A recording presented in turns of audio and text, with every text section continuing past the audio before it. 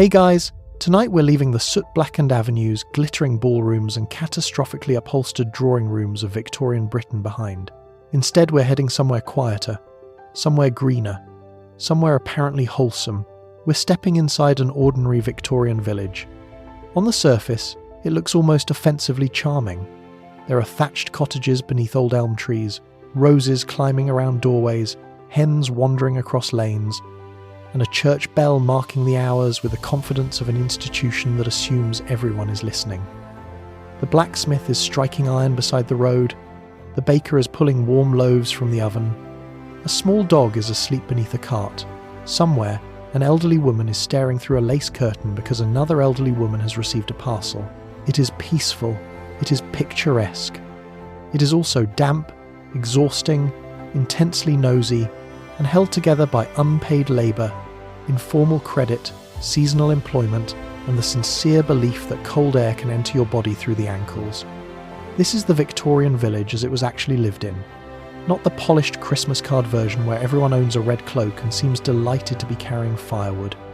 We're talking about villages where the cottage floor might be bare earth, the nearest clean water came from a shared pump, the privy leaned slightly toward the cabbage patch, and nearly every adult had a detailed opinion about your income, your marriage prospects, your church attendance, and the suspicious speed at which you had recently purchased a new hat. The Victorian period lasted for more than 60 years, and village life changed enormously between the beginning and the end of Queen Victoria's reign.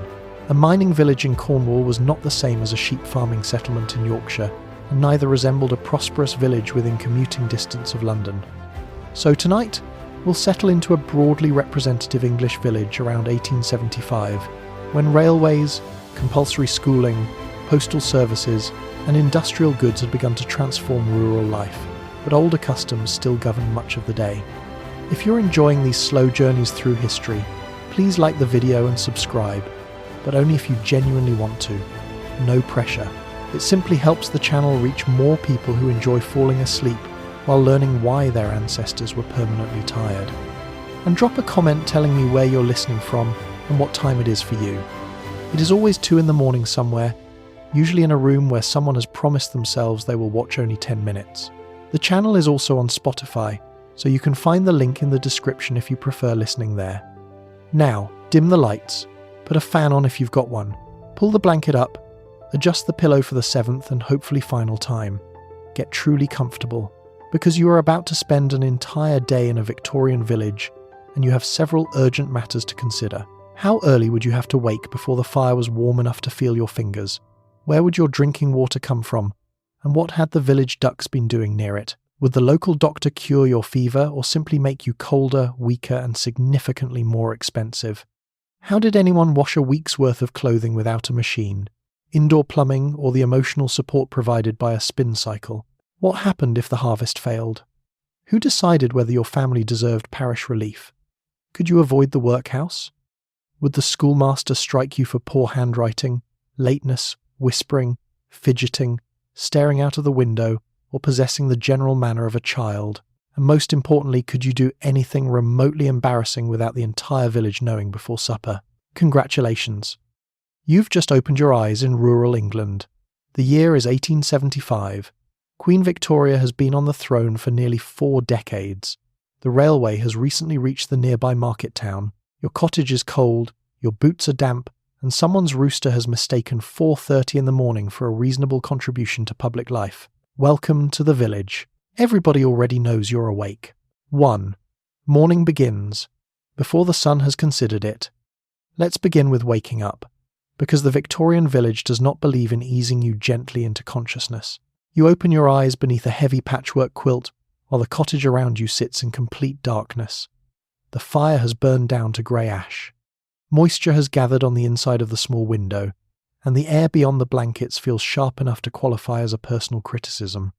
You may share the room with a spouse, several children, an elderly relative, or some practical combination of all three.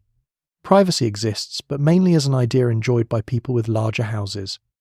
Outside, a cockerel begins shouting into the darkness. Another answers from across the lane. Neither has consulted the clock. You lie still for a moment, hoping someone else will rise first. Unfortunately, Victorian domestic life has already noticed this strategy. There is no alarm clock beside the bed, glowing politely and offering you another 9 minutes. If your household owns a clock at all, it may stand downstairs, ticking loudly enough to remind everyone that time is passing and none of the work has done itself. You wake by habit, by church bells, by animals, or by the movement of the first person required to leave the bed. That person is often the woman responsible for the fire. She pushes aside the blankets, places bare feet onto cold boards or flagstones, and immediately regrets every event that has led to this moment. The floor carries the night's chill with remarkable dedication. Stockings, petticoats, and yesterday's dress must be found in near darkness. A candle might be lit, but candles cost money, and dawn is technically approaching, even if it currently shows no intention of arriving. The bed itself is probably shared. A labouring family may have several children sleeping together, arranged across mattresses filled with straw, flock, wool, or horsehair. A straw mattress needs regular turning and fresh filling because straw compresses, shifts, and occasionally brings small companions indoors. Fleas and bed bugs are familiar nuisances, particularly in crowded cottages. You scratch your ankle and decide not to investigate further. Some historical mysteries are better left beneath the blanket. The room smells of sleeping bodies, damp fabric, old smoke, and the faint, earthy scent of the mattress. Ventilation would help, but opening the window in winter would replace stale air with freezing air, and Victorian households are already managing enough hardship without inviting the weather directly into the bedroom. In poorer cottages, the sleeping space may be reached by a steep staircase or ladder. The roof slopes close above you. Rain has found a weak place in the thatch or tiles, leaving a dark stain overhead. A bowl has been positioned beneath the leak. This is not considered interior decoration, although it has remained in place long enough to suggest otherwise. Downstairs, the cottage is silent except for the settling grate, and perhaps the movement of a mouse conducting an early inspection of the pantry. Somewhere outside, a cow begins complaining. A pig answers with the confidence of an animal that has never once considered lowering its voice for the comfort of others. The village is waking in stages. At the farmhouse, servants and dairy workers are already moving. In cottages occupied by agricultural labourers, men prepare to reach the fields as soon as there is usable light. A shepherd may have been awake for hours if lambing season is underway. The blacksmith's apprentice is carrying fuel toward the forge. The baker has been working since the night still felt properly established. Children remain beneath the blankets for as long as possible. This is one area in which they are entirely modern. Soon they will be shaken awake, dressed, sent for water, placed in charge of younger siblings, or directed towards school with a piece of bread in one hand and a warning about punctuality in the other. You finally sit up. The cold reaches beneath your nightclothes and settles against your back. Your breath may be visible. The idea of leaving the bed seems unreasonable, but the day is waiting, and the village possesses no mechanism for pausing it. You place your feet on the floor. It is not yet sunrise. You are already late. 2. The fire must be persuaded back to life. Before breakfast, washing, or any serious attempt at warmth, you need a fire. The embers in the grate are uncovered with a poker, gathered together, and encouraged with dry sticks, paper, and careful breathing. Coal may be available if your household can afford it, and if transport links have made it practical. Otherwise, you burn wood, peat, brush, or whatever fuel the district provides, without requiring an aristocratic income. Smoke curls into the room before the chimney begins drawing properly. Ash settles on the hearth. Your eyes water. The flame finally catches, producing a tiny island of heat that immediately attracts every person in the cottage. Nobody says they are blocking the fire. Everybody is blocking the fire. Warmth is not yet a household utility. It is a competitive indoor sport conducted with elbows. The first task is to see whether anything survived the night. A careful household banks the fire before bed, covering the last live coals with ash so they smoulder rather than die. If fortune has been kind, a red glow waits beneath the grey surface. If not, you begin again with tinder, patience, and the quiet resentment of someone performing delicate work before their fingers have awakened. Matches exist by the 1870s, but they are not always cheap or treated casually. Friction matches can flare unpredictably and smell strongly, reminding everyone that chemistry has entered the cottage without being invited. Many families still preserve a glowing ember whenever possible. Losing the fire means spending time and fuel to relight it. You kneel close to the grate and arrange dry twigs beneath larger pieces of wood or coal. Damp fuel hisses and sulks. Green wood produces smoke with great enthusiasm and heat only as a secondary service. Coal burns longer and hotter, but it fills the room with dust and must be purchased, carried, and kept dry. In districts where peat is common, cut blocks are dried and stacked for winter. Elsewhere, children gather fallen sticks and hedge trimmings. The chimney has its own opinions. A cold flue may refuse to draw, sending smoke back into the room until the air turns bitter. You open a door, wave a cloth, and crouch lower, as though respectful posture might persuade the building to cooperate. Soot drifts down. The cottage now smells of yesterday's fire, today's smoke, damp clothing, and the first faint promise of breakfast. Once the flame holds, the household begins orbiting it. A kettle is placed over the heat. Boots are set nearby to dry, though not so close that the leather cracks. Stockings hang from chairs. A child extends both hands toward the grate and is immediately told to move aside by an adult doing exactly the same thing. The best position belongs unofficially to whoever rose first, officially to whoever is most determined, and practically to the cat. The fire does far more than warm the room. It heats washing water, cooks food, dries clothes, warms irons, and provides the light by which early work begins. If it fails, the whole morning slips behind. In a small cottage, one grate may support almost every domestic task, which means breakfast cannot begin until warmth has been negotiated and the kettle has stopped looking decorative. At last, the sticks crackle. Coal begins to glow. A weak amber light spreads across the room, touching the table, the hanging pans, and the tired faces gathered close around it. The cottage is still cold at the edges, but its centre has returned to life. You hold your hands toward the flame. Someone gently pushes them aside. Apparently you are blocking the fire. 3. The village pump begins its working day. Now you need water, which means putting on something warm and walking outside to fetch it. Some cottages have a private well. Many rely on a communal pump, spring, stream, or shared source that serves several households and occasionally several species. You carry a wooden yoke, metal pails, or large earthenware vessels along a lane softened by rain and marked by cart wheels. Other villagers are already gathering at the pump.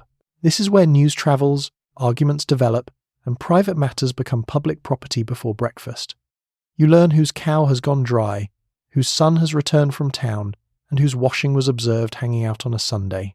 The water looks clear. This is reassuring, although clarity and safety are not the same thing. Germ theory is gaining ground among medical thinkers, but the village pump has not read the latest literature. You lower one bucket beneath the spout and begin working the iron handle. The pump complains with every stroke, producing a series of groans that suggest it has been asked to perform something unreasonable. After several attempts, water splashes into the pail, cold enough to sting your fingers. This is not water for one pleasant morning drink. It must serve the household. You need it for tea, porridge, washing, cooking, cleaning, animals, and any emergency involving mud, illness, or a child who has placed something unsuitable in their mouth. Every drop must be pumped, carried home, used carefully, and usually carried away again once it has become dirty. A gallon of water weighs more than 8 pounds. 2 full buckets pull heavily against your arms or the wooden yoke across your shoulders. The journey home suddenly feels longer than the journey out, particularly when the mud has developed a personal attachment to your boots. Around you, the pump has become the village's unofficial morning newsroom. A woman beside you mentions that the butcher's nephew was seen returning from the next village after dark. Another says nothing, which is how you know she has already heard the complete story. Someone complains about the price of coal. Someone else reports that the vicar's wife has begun collecting blankets for a poor family near the mill. A third person has come only for water but remains for 20 minutes because leaving in the middle of scandal would appear discourteous. The pump may stand close to houses, gardens, manure heaps, privies or farmyards. This is convenient for walking and less convenient for public health. Waste can seep through soil and contaminate shallow wells. Surface water can carry runoff from fields and yards. During heavy rain, the difference between the village water supply and the surrounding landscape becomes worryingly philosophical. By the 1870s, reformers and doctors increasingly understand that polluted water spreads diseases such as cholera and typhoid. Large towns are beginning to invest in better water and sewage systems. Small rural communities improve more slowly. A pump may remain in use because it has always been used, because replacing it costs money, and because the water tastes perfectly normal. This final point is considered powerful evidence. If illness appears, villagers may blame bad air, weather, weak constitution, overwork, divine judgment, or an imprudent quantity of fruit. The pump continues operating throughout the investigation. You lift your filled pails and begin the careful walk back. Water sloshes over the rims, soaking your skirt or trousers.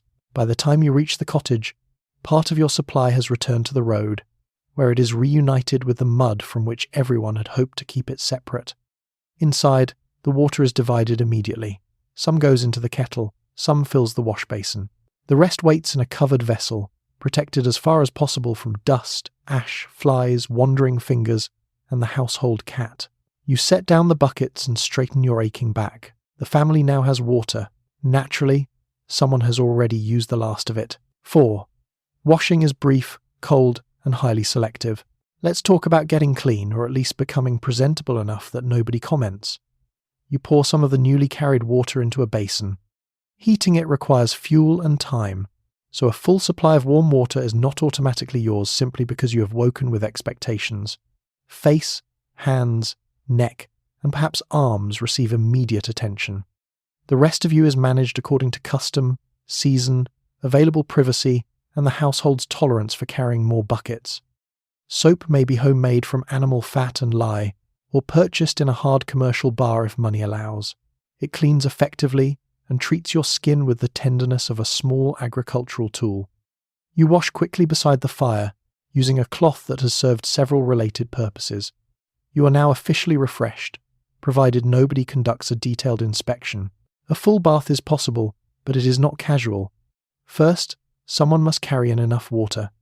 Then more water must be heated over the fire, poured into a portable tin or wooden tub, and somehow kept warm while the remaining buckets arrive. By the time the bath is ready, half the household has been involved and breakfast has begun to feel like a distant ambition. The tub is placed near the hearth, where it occupies most of the useful floor. Screens or hanging cloths may provide privacy in a larger home. In a small cottage, privacy depends mainly on everyone else agreeing to look in another direction. This agreement is fragile, especially where children are concerned. You step into water that is warm at the top, cool near the bottom, and steadily losing confidence. Washing is done quickly. The same bath water may be used by more than one family member, usually in an order that reflects age, authority, and the household's willingness to discuss what has entered the water. By the time the youngest child is lowered in, the bath has become less a cleansing experience and more a family archive. Most days, however, you rely on the basin. Visible skin matters most, because visible skin is what neighbours inspect. Hands receive particular attention if you are going to church, school, market, or the manor house. Dirt beneath the nails suggests labour, which is unavoidable for most villagers, but there are degrees of dirt, and Victorian respectability is very interested in degrees. Hair is brushed, combed, pinned, covered, or tied back. Washing it fully is less frequent because drying long hair in a cold cottage takes time and can leave you sitting beside the fire for hours. Women may use soap, herbal rinses, or simple water. Fine-toothed combs help with tangles and, when necessary, less welcome residents. Nobody is delighted by lice, but nobody is astonished either. Clean clothing helps complete the effect. Underclothes absorb sweat and are washed more often than outer garments. Dresses, coats, and trousers are brushed, aired, sponged, and repaired rather than constantly laundered. Wool does not enjoy repeated washing, and neither does the person responsible for carrying the water. Dental care is equally practical. Toothbrushes are available by this period, though not universal in poorer homes. You might clean your teeth with a brush, a cloth, salt, chalk, charcoal, or commercial tooth powder. Some preparations are useful. Others are abrasive enough to polish the teeth by gradually removing the teeth. At last, you empty the basin. The dirty water is carried outside and thrown into a drain, ditch, yard, or convenient patch of ground. This means the water you worked so hard to bring indoors now begins a second career near the house. You dry your hands, straighten your clothes, and look reasonably awake. You are clean by village standards. Fortunately, the village sets the standards. 5. Dressing requires wool, patience, and several fastenings. It is time to dress, and the first priority is not elegance but survival. Working men pull on shirts, waistcoats, corduroy or moleskin trousers, heavy jackets, neckerchiefs, and boots repaired often enough to have developed their own architectural history.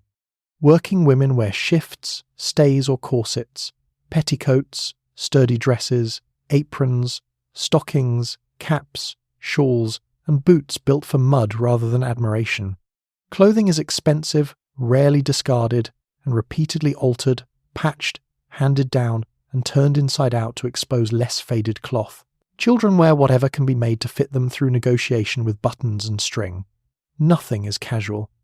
Every layer has been washed, mended, brushed, darned, or inherited through a chain of relatives whose shapes were only approximately similar. Your coat once belonged to an uncle. Judging by the shoulders, he was built like a cupboard. You begin with the garments worn nearest the skin. A linen or cotton shirt serves a working man, while a woman puts on a shift or chemise before fastening her stays or corset. By the 1870s, corsets are common across social classes, although a labouring woman cannot afford to lace herself into complete uselessness.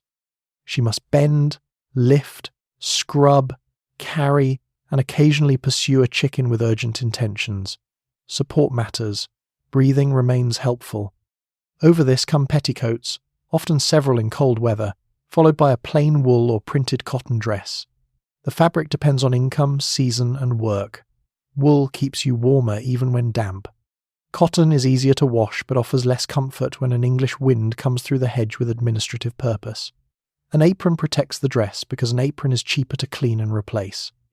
It also provides pockets, which women's dresses often include and which are expected to hold keys, thread, coins, scraps of food, and several objects nobody remembers placing there. A labouring man dresses more quickly, though not effortlessly. His shirt may be collarless, his trousers held by braces, and his waistcoat worn for warmth as much as appearance.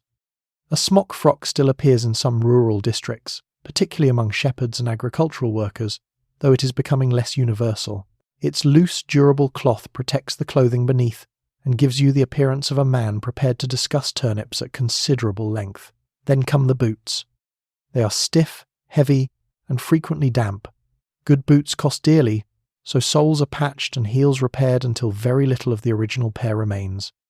Hobnails may strengthen the soles and improve their life, though they also announce your entrance across a stone floor with military confidence. Stockings are pulled up beneath trousers or skirts, and worn places are darned repeatedly. A hole is not a reason to discard a stocking. It is merely a request for more thread. Fastenings require patience. Buttons may be bone, horn, metal, shell, fabric-covered, or increasingly manufactured materials. Hooks and eyes close bodices, laces secure boots and corsets. Pins solve whatever the official fastenings have failed to manage. Dressing alone is possible, but another pair of hands is useful, especially when the closure has been placed at the back for reasons fashion has declined to explain. Finally, you cover your head. Married and older women commonly wear caps indoors, while bonnets or hats appear outdoors. Men reach for caps, felt hats, or work-worn bowlers. Going bareheaded in public can appear careless, poor, or improper, depending on who is observing, and someone is always observing. You straighten your apron, tug down your waistcoat, and test the boots against the floor. You are dressed for work, weather, respectability, and mud. Comfort was not invited. 6. Breakfast depends on what remains in the pantry. It's breakfast, and the good news is that something warm may be available. The bad news is that it is probably the same something you ate yesterday. In a labouring cottage, the morning meal might be bread, porridge, potatoes, dripping, cheese, bacon when money permits, or leftovers reheated beside the fire. Tea has become increasingly common, though poorer households brew it weekly and may stretch the leaves through several rounds of determined optimism. Sugar is desirable, milk is useful, and neither is guaranteed. In more prosperous farmhouses, there may be eggs, ham, fresh milk, and thick slices of bread spread with butter. Everyone eats quickly because daylight is approaching, and daylight means work. Your bread is dense, your tea is pale, and the bacon has been divided with the precision normally associated with diplomatic treaties. The meal is prepared in the same room where everyone washed, dressed, warmed themselves, and attempted not to step on the cat. A blackened kettle hangs above the fire, An iron pot sits close to the coals, holding porridge that must be stirred often enough to prevent it attaching itself permanently to the bottom. If oats are common in your district, the porridge is thick and filling. Elsewhere, bread forms the centre of the meal. A large household loaf may have been baked at home or purchased from the village baker. It is cut carefully because bread is not decorative. It represents grain, fuel, labour and money, all of which have already been worried over. The loaf may be several days old. This is not necessarily a problem.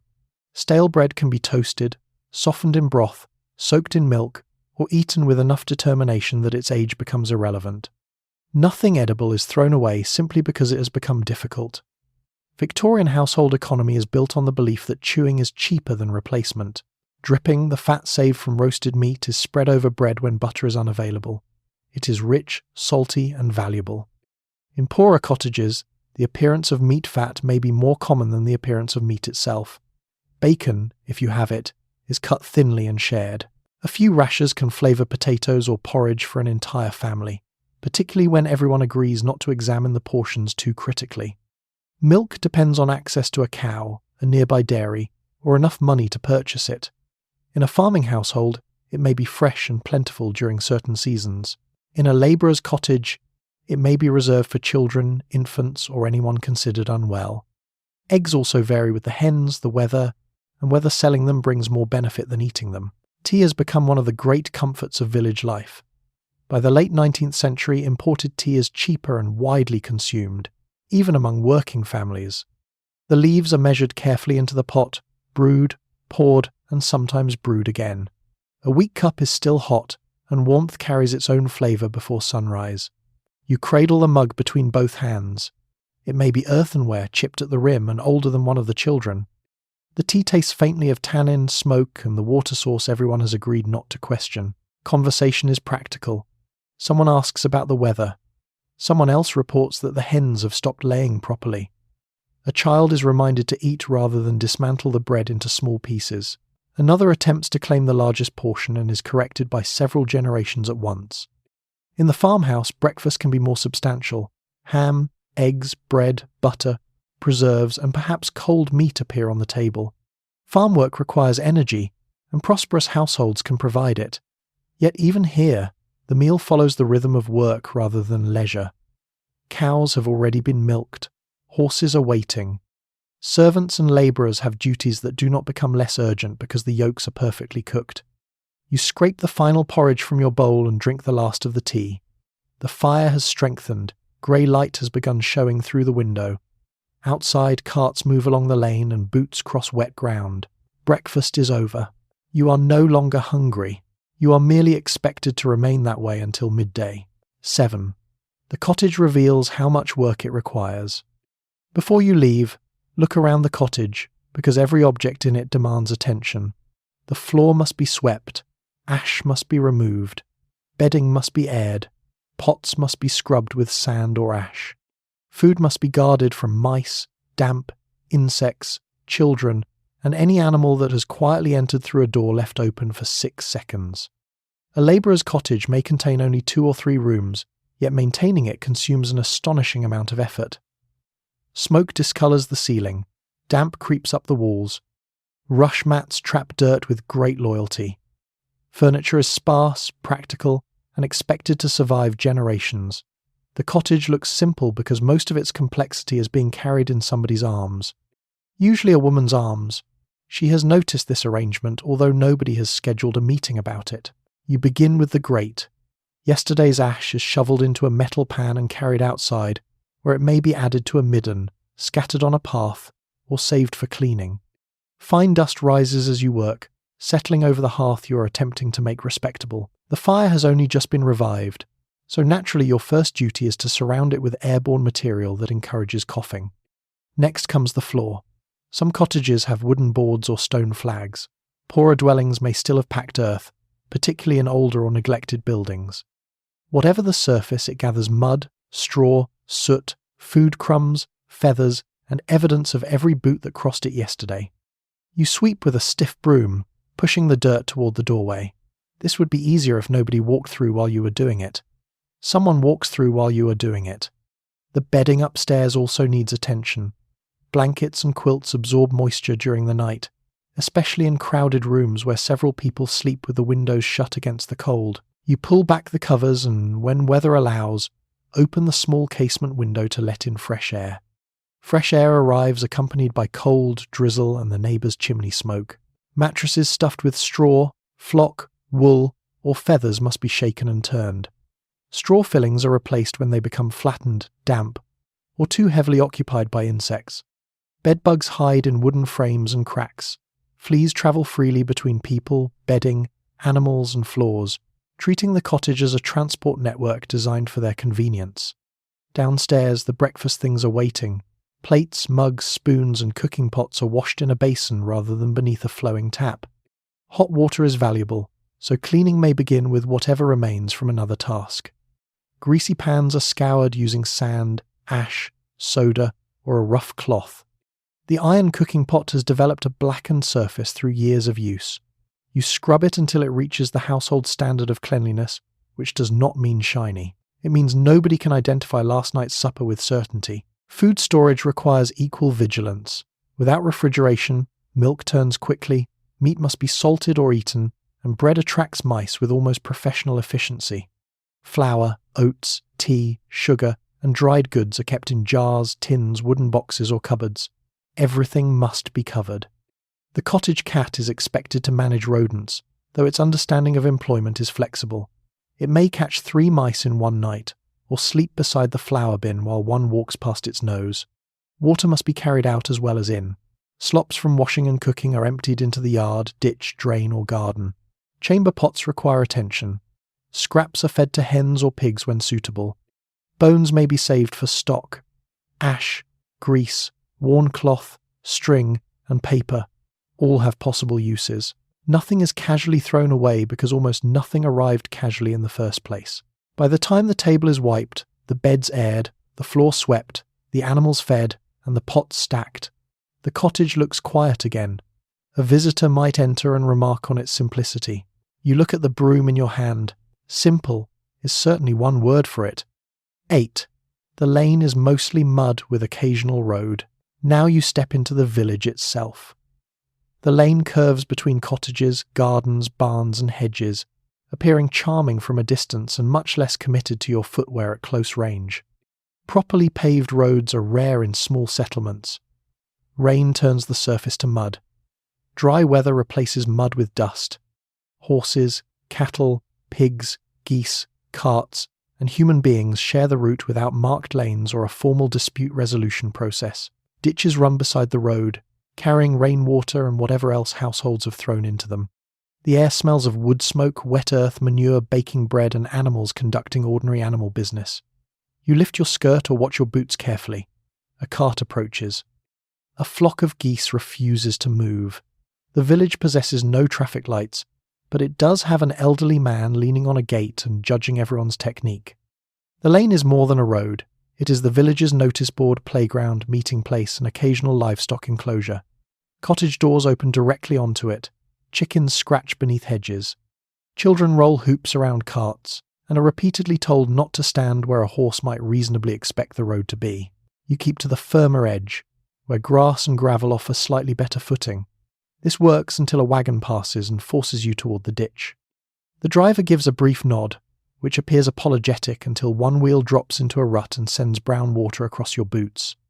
The wagon may carry milk churns, grain, timber, coal, or produce for the market town. Its iron-rimmed wheels press deep tracks into the ground. Villagers fill the worst holes with stones, broken brick, or brushwood. The repair lasts until the next prolonged rain, when the lane quietly returns to its preferred condition. Road maintenance is officially somebody's responsibility. Exactly whose can become an absorbing local debate. Parish authorities, landowners, surveyors, and ratepayers may all be involved. Everyone agrees the road is disgraceful. Agreement on paying for it is less immediate. At the roadside, open ditches collect water from roofs, yards, and fields. They may also receive kitchen slops, washing water, animal waste, and rubbish considered too inconvenient to keep indoors. In warm weather, the contents become fragrant. In winter, they overflow. You cross one on a narrow plank that bends beneath your weight and has clearly been trusted beyond its original ambitions. Animals make the journey slower. A herd of cattle being driven through the village takes priority over nearly everything. Sheep spread across the lane with the calm confidence of creatures who know nobody can explain the route to them. Pigs escape from yards. Geese defend territory they do not own. Horses leave behind evidence of their passage, some collected for gardens and some allowed to become part of the road. You pass neighbours beginning their day. A woman shakes a mat outside her cottage. A boy carries a basket toward the shop. A labourer walks with a billhook over one shoulder. Each person greets you according to familiarity, mood, and whether they have heard anything interesting about you since yesterday. Privacy thins rapidly outdoors. Curtains shift as you pass. A gate opens just as you approach, allowing someone to ask where you are going while presenting the question as casual concern. Your answer may reach the far end of the village before you do. Still, the lane has its beauty. Morning light catches on wet leaves. Smoke rises from chimneys. The church tower stands above the roofs, and somewhere ahead the blacksmith's hammer begins its steady ringing. The village is cold, muddy, and awake. You take another careful step. Your boot remains behind. 9. Farm work begins with the light. For many villagers, the working day belongs to the land. You follow a footpath toward fields divided by hedges, stone walls, or ditches, depending on the region. Horses wait in the yard, steaming gently in the cold. Cows need milking. Pens need cleaning. Fodder must be carried. During ploughing, sowing, haymaking, and harvest, the entire rhythm of the village bends toward the season. Agricultural labourers work long days for wages that vary by county, skill, age, and demand. Employment may be regular on a large estate or uncertain from week to week. Your body provides most of the power. Even with horses and machinery, the work requires lifting, walking, bending, cutting, binding, digging, and returning tomorrow to discover that the field remains inconveniently large. The first jobs begin in the farmyard. Gates are opened, animals counted, and feed carried from barns in baskets or barrows. A cow that appeared peaceful from the cottage window now objects strongly to being approached before breakfast. You settle onto a low stool, press your forehead against her warm flank, and begin milking into a metal pail while attempting not to notice how close your face is to several moving hooves. The milk must be strained and taken quickly to the dairy. Some will be drunk fresh. Some may become butter or cheese. None of it waits patiently. Before refrigeration, time is another ingredient in every farm product, and usually the least cooperative one. Horses receive equally careful attention. They are brushed, fed, harnessed, and checked for stones or injury before work. A plough horse represents considerable value, and a lame animal can delay an entire farm. The leather harness must fit properly. Buckles are tightened. Collars are examined for rubbing. You speak to the horse calmly because experience has taught you that several 100 pounds of muscle responds poorly to workplace criticism. Once daylight strengthens, you move toward the fields. Ploughing is slow, heavy work. You guide the implement while the horses pull, trying to keep the furrow straight across uneven ground. The handles kick against your palms. Wet soil clings to your boots and gathers on the blade. If the plough strikes a stone or buried root, it jerks sharply enough to remind you that machinery can injure you even when most of it is made of wood. Sowing requires judgment rather than simple strength. Seed must be scattered evenly, neither wasted nor spread too thinly. The weather matters. The soil matters. The birds waiting nearby matter more than anyone would prefer. Children may be sent into the fields to scare them away, shouting, clapping, or using rattles while the birds move several yards and continue watching with professional patience. Women also perform a wide range of farm work. They milk cows, feed poultry, weed crops, gather stones, help during haymaking and harvest, tend gardens, and manage food production around the cottage. Their labour may be paid, unpaid, or quietly treated as part of ordinary household duty. Victorian records often list the man's occupation while leaving the woman's contribution politely invisible, although the eggs, butter, vegetables, and clean milk continue appearing with suspicious regularity. Seasonal work brings greater pressure. Hay must be cut and gathered while the weather remains dry. Grain must be harvested when ready, not when everyone feels rested. A single storm can flatten crops or spoil hay that took days to prepare. During these periods, meals are carried into the fields. Children help where they can, and the working day stretches until the light finally fails. There are brief pauses. You drink from a bottle or jug, eat bread and cheese beside a hedge, and straighten your aching back. Larks rise from the field. The village church tower stands in the distance. For several quiet minutes, the landscape appears peaceful enough to justify every sentimental painting ever made of rural England. Then someone calls that a gate has been left open. You turn. The cattle have noticed. 10. The manor still owns more than the view. Above the fields, perhaps visible through trees, stands the manor house or the residence of the principal landowner. It may not be enormous, but its influence reaches into cottages, farms, employment, rents, church appointments, charity, and local expectations. Much village land belongs to one estate or a handful of substantial owners. Tenant farmers rent their farms. Labourers may rent estate cottages tied directly to their employment. Losing your job can therefore mean losing your home, an efficiency the landlord may describe as practical. The squire's family appears at church, supports local causes, settles disputes informally, and expects deference in return. A generous landowner can improve cottages and wages.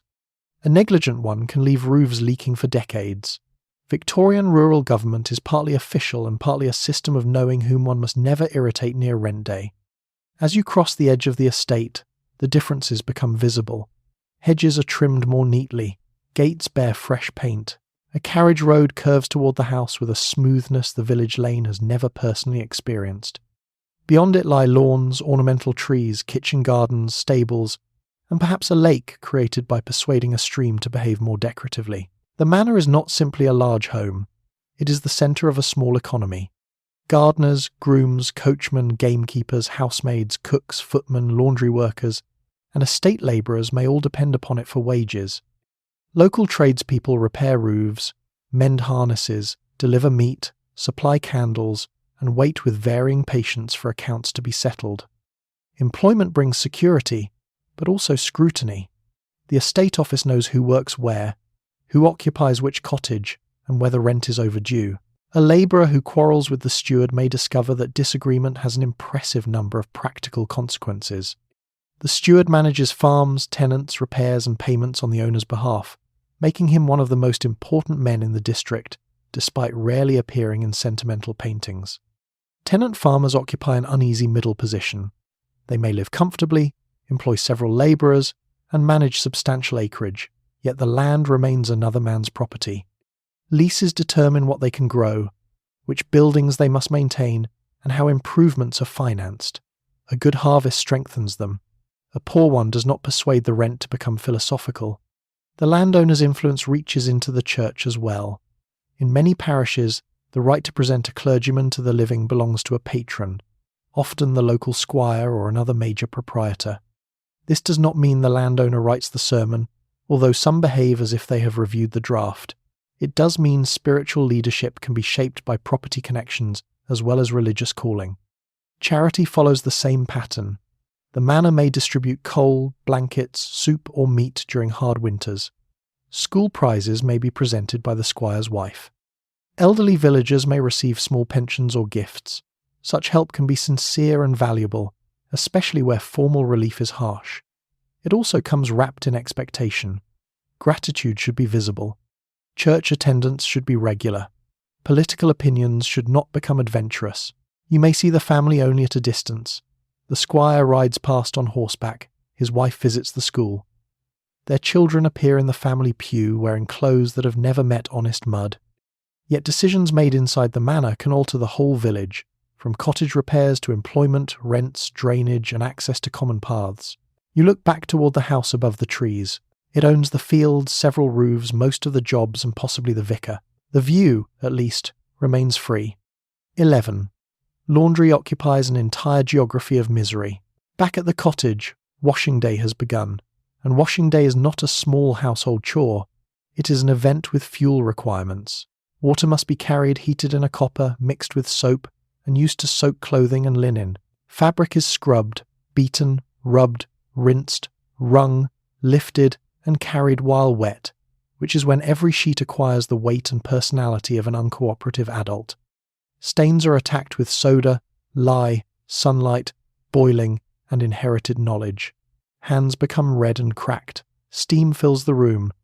Children are warned away from scalding water and then immediately return to investigate it. The work may take most of the day and continue into the next. By evening, the laundry is clean. The person who cleaned it has entered a separate spiritual condition. Preparation often begins the night before.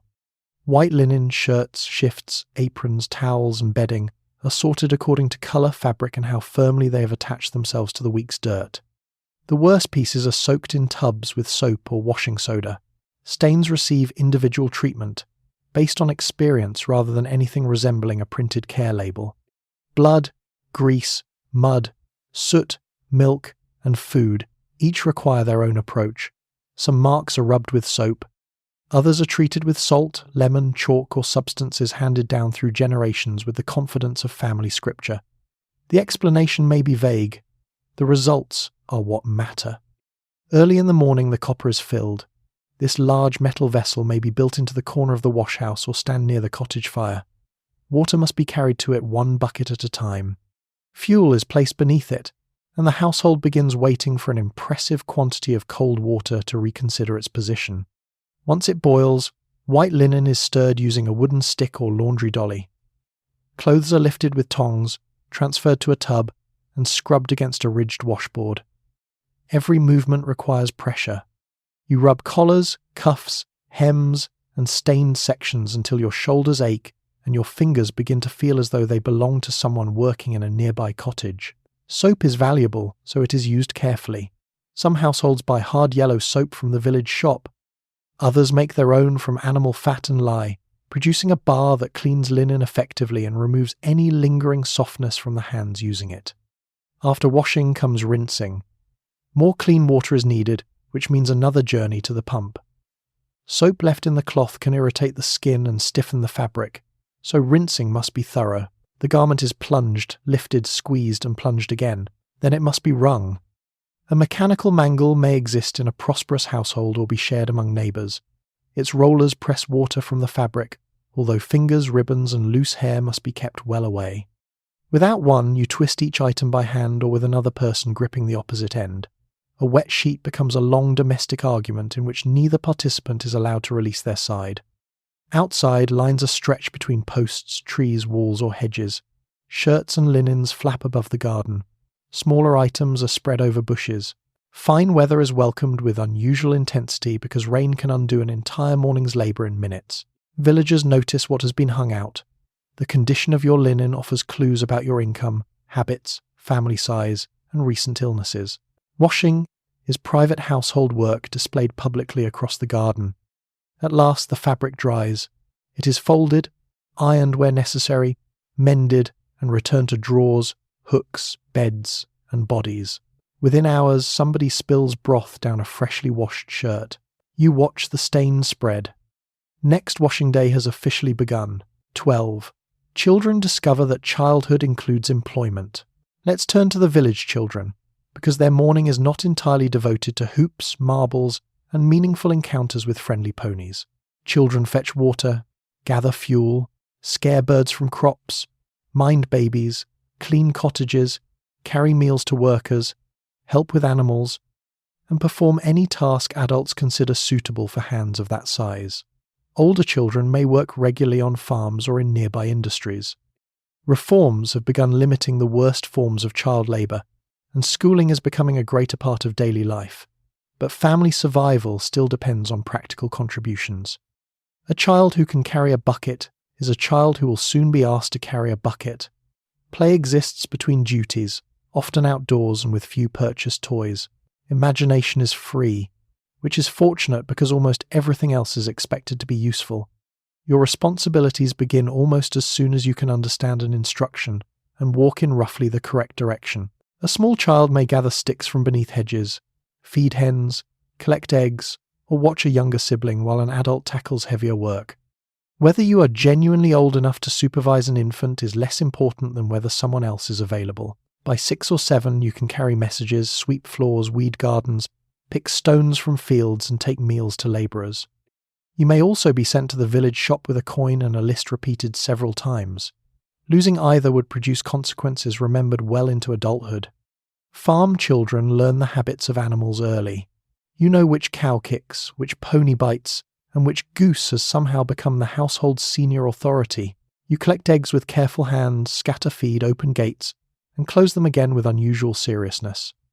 Leaving a gate unsecured is the rural equivalent of announcing that you would like the entire afternoon to become much more complicated. Seasonal work affects everyone. During planting, haymaking, and harvest, older children may help in the fields. You gather sheaves, carry water, rake hay, scare birds, glean grain left after harvesting, or bring food from the cottage. The tasks are tiring, but the household needs every available pair of hands while the weather holds. Schooling is expanding by 1875, though attendance remains uneven. The Education Act of 1870 has encouraged the building of new schools, but compulsory attendance is not yet applied consistently across the country. Rural families may still keep children home when labour is urgently needed, particularly during harvest or when a younger child requires care. The schoolmaster may call this absence unacceptable. Your parents may call it Tuesday. Some village children earn wages outside the family farm. Older girls might enter domestic service, perhaps locally at first before moving to a town or larger household. Boys may work as farm servants, apprentices, stable helpers, errand boys, or assistants to tradesmen. In districts near mines, quarries, mills, or workshops, other forms of employment become possible, though legislation has begun restricting the youngest workers in major industries. Money earned by a child usually goes toward the household rather than into a private collection of sweets and ambitious retirement investments. A few shillings can help pay rent, buy coal, or stretch the food supply. Childhood is recognised as a stage of life, but poverty makes it a brief one. Still, you find time to play. You make whistles from twigs, dolls from scraps of cloth, and boats from bark. You roll hoops, spin tops, play marbles, climb trees, chase one another along lanes, and construct complicated games whose rules change whenever the losing side requires them to. A broken cartwheel becomes a fortress, a ditch becomes a river, a stick serves as a horse, sword, fishing rod, or official instrument for bothering nettles. Toys bought from shops exist, but homemade amusement costs less and survives being left outdoors. The village provides fields, streams, haystacks, animals, and many locations adults have specifically forbidden you to visit. By evening, your clothes are muddy, your knees are scratched, and the younger child entrusted to you has eaten something found beneath a hedge. You return home carrying sticks for the fire and hoping nobody asks where you have been. You have worked, learned, played, and narrowly avoided several agricultural accidents. It has been a perfectly ordinary childhood. 13. The school bell offers education and immediate discipline. By the 1870s, elementary schooling is expanding rapidly. The Education Act of 1870 encouraged the creation of board schools where voluntary schools were insufficient, although attendance is not yet uniformly enforced everywhere. You enter a room filled with wooden benches, slates, copybooks, maps, religious texts, and children of several ages learning under one teacher, and perhaps an assistant. Lessons favour reading, writing, arithmetic, scripture, recitation, and obedience. The monitorial system may allow older pupils to supervise younger ones, proving that educational administrators discovered delegation long before office management did. Discipline is strict. Canes, rulers, lines, public correction, and humiliation are accepted tools. Your handwriting improves because the alternative has been demonstrated on the desk beside you. The school bell rings across the village, and children appear from every direction. Some arrive from nearby cottages with clean faces, brushed hair, and lunches wrapped neatly in cloth. Others have walked several miles along muddy lanes after already feeding animals, carrying water, or helping with younger siblings. You enter through separate doors if the school has been arranged for boys and girls, though smaller village schools may teach everyone together. Coats are hung on pegs. Boots leave lines of mud across the floor. The teacher watches this development with the expression of someone who has already swept once. The classroom is heated by a coal stove or open fire, which produces intense warmth for the pupils nearest it and almost none for those at the back. In winter, everyone quietly competes for the warmer benches. In summer, the windows are opened, allowing flies, farm smells, and the distant sound of useful outdoor activity to interfere with education. You sit at a long wooden desk beside several other children. Space is limited, elbows meet, ink is spilled. Someone whispers before the lesson has begun, and receives a warning that suggests the teacher has spent the morning waiting for exactly this opportunity. Reading may be taught through graded books, scripture, or simple passages repeated aloud by the class. Everyone recites together, producing a slow, uneven chorus in which confident pupils race ahead, while uncertain ones move their lips and hope to be carried by the general noise. Writing begins on a slate. You copy letters with a slate pencil, wipe them away, and try again. Paper is more expensive and reserved for pupils considered ready to use it without drawing horses in the margins. When you finally receive a copybook, your task is to reproduce lines of careful handwriting beneath improving moral statements. Cleanliness is desirable, honesty is rewarded, industry brings success. The school apparently feels repetition may make these things inevitable. Arithmetic is practical and relentless. You learn addition, subtraction, multiplication, division, weights, measures, pounds, shillings, and pence. A single sum can involve enough farthings to make the entire monetary system feel personally hostile. The teacher asks for an answer. You stand beside your bench and attempt mental calculation while every other child becomes suddenly fascinated by your suffering. Girls may receive lessons in sewing, knitting, household management, and other domestic skills. Boys may be taught practical subjects or drawing useful for trades, though much depends on the school, its funding, and the opinions of whoever supervises it. The curriculum prepares you for the life adults assume you will have, which is convenient unless you had imagined a different one. Attendance remains a problem. Parents may need children at home during harvest, illness, or periods of poverty. School boards increasingly press families to send them regularly, but local enforcement varies. A child can therefore be punished at school for absence caused by work demanded at home, an efficient system in which every adult remains disappointed. By afternoon, the room smells of damp wool, chalk, ink, coal smoke, and many children who wash selectively that morning. Your back aches from the bench. Your fingers are stained. The clock moves with astonishing reluctance. At last, the teacher dismisses the class. You have learned reading, sums, scripture, posture, silence, and precisely how far a ruler can reach. 14. The church watches over birth, marriage, and behaviour. Near the centre of the village stands the parish church, older than almost everything around it and involved in nearly every major stage of life. You are baptised there, married there, buried in its churchyard, and observed there every Sunday by neighbours who can identify an unfamiliar bonnet from 3 pews away. The parish once carried many civil responsibilities, and even after reforms have shifted some duties elsewhere, the church remains a powerful social centre. The vicar preaches, visits the sick, supports charities, supervises schools in many communities, and knows which families are struggling. Attendance is partly spiritual and partly reputational. Absence may be noticed. Repeated absence becomes a subject. Arriving late is also a subject. Victorian worship offers eternal salvation, moral instruction, and a weekly opportunity to inspect everyone's clothing without appearing to turn your head. The church bell reaches across fields, cottages, and farmyards, calling the village toward worship with a sound that is solemn, familiar, and completely impossible to ignore. You wash your face more carefully than usual, brush the mud from your boots, and put on your best clothing. Best does not necessarily mean new. It means the garment with the fewest visible repairs and the collar that can still defend itself in public. Inside, the building smells of cold stone, damp wool, old wood, dust, and hymn books handled by generations of reluctant children. The wealthy may occupy private or prominent pews, sometimes fitted with cushions or small doors. Poorer villagers sit where custom and local hierarchy permit. The arrangement quietly displays the social structure before the sermon has even begun. The squire's family enters with measured dignity. The tenant farmers follow. Labourers, servants, tradespeople, widows, children, and elderly parishioners settle into their places. Nobody has been issued a formal seating chart, yet everyone knows precisely where they belong. Sitting in the wrong pew would produce no official penalty. The silence around you would perform the work. The service follows the forms of the Church of England. Prayers are read, hymns sung, scripture heard, and the sermon delivered from the pulpit. Depending on the vicar, this sermon may be thoughtful, stirring, practical, or long enough to make the carved saints appear impatient. Children are expected to remain still. This is difficult when the bench is hard, the room is cold, and the sermon has reached its fourth warning about moral decline.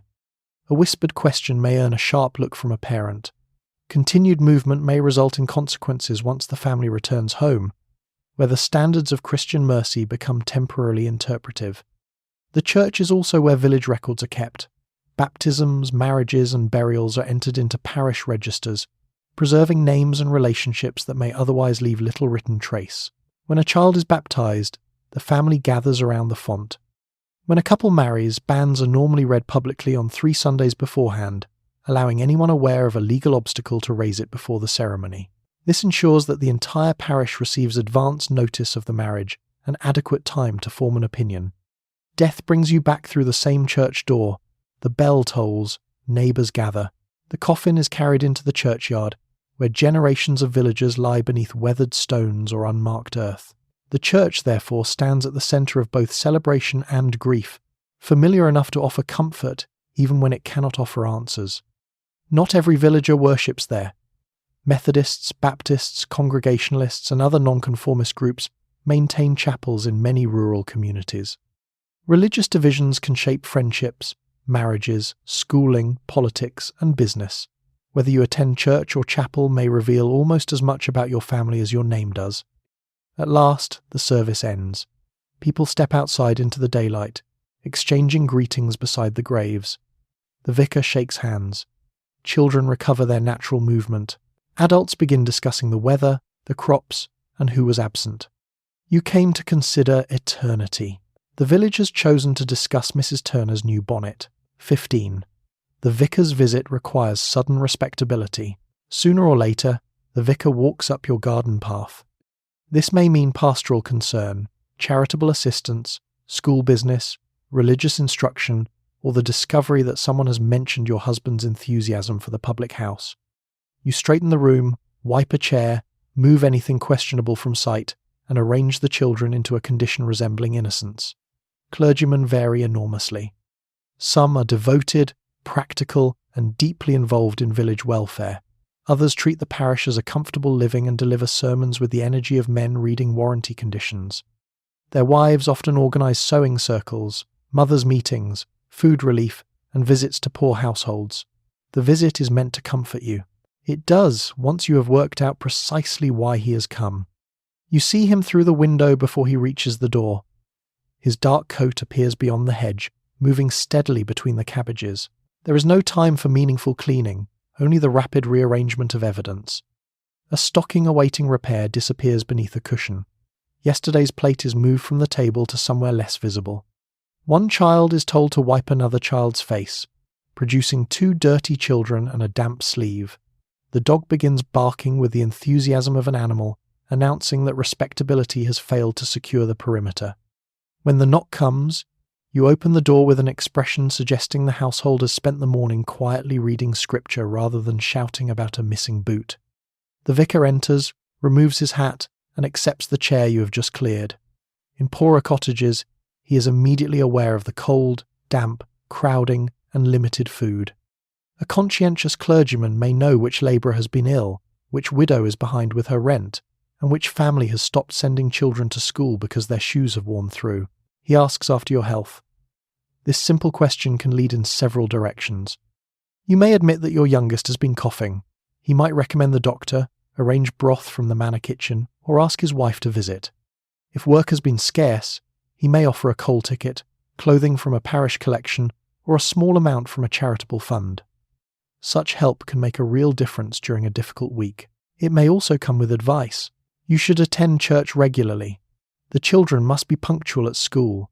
Your husband ought to avoid strong drink. The cottage should be kept better aired, even though opening the window currently allows rain to enter sideways.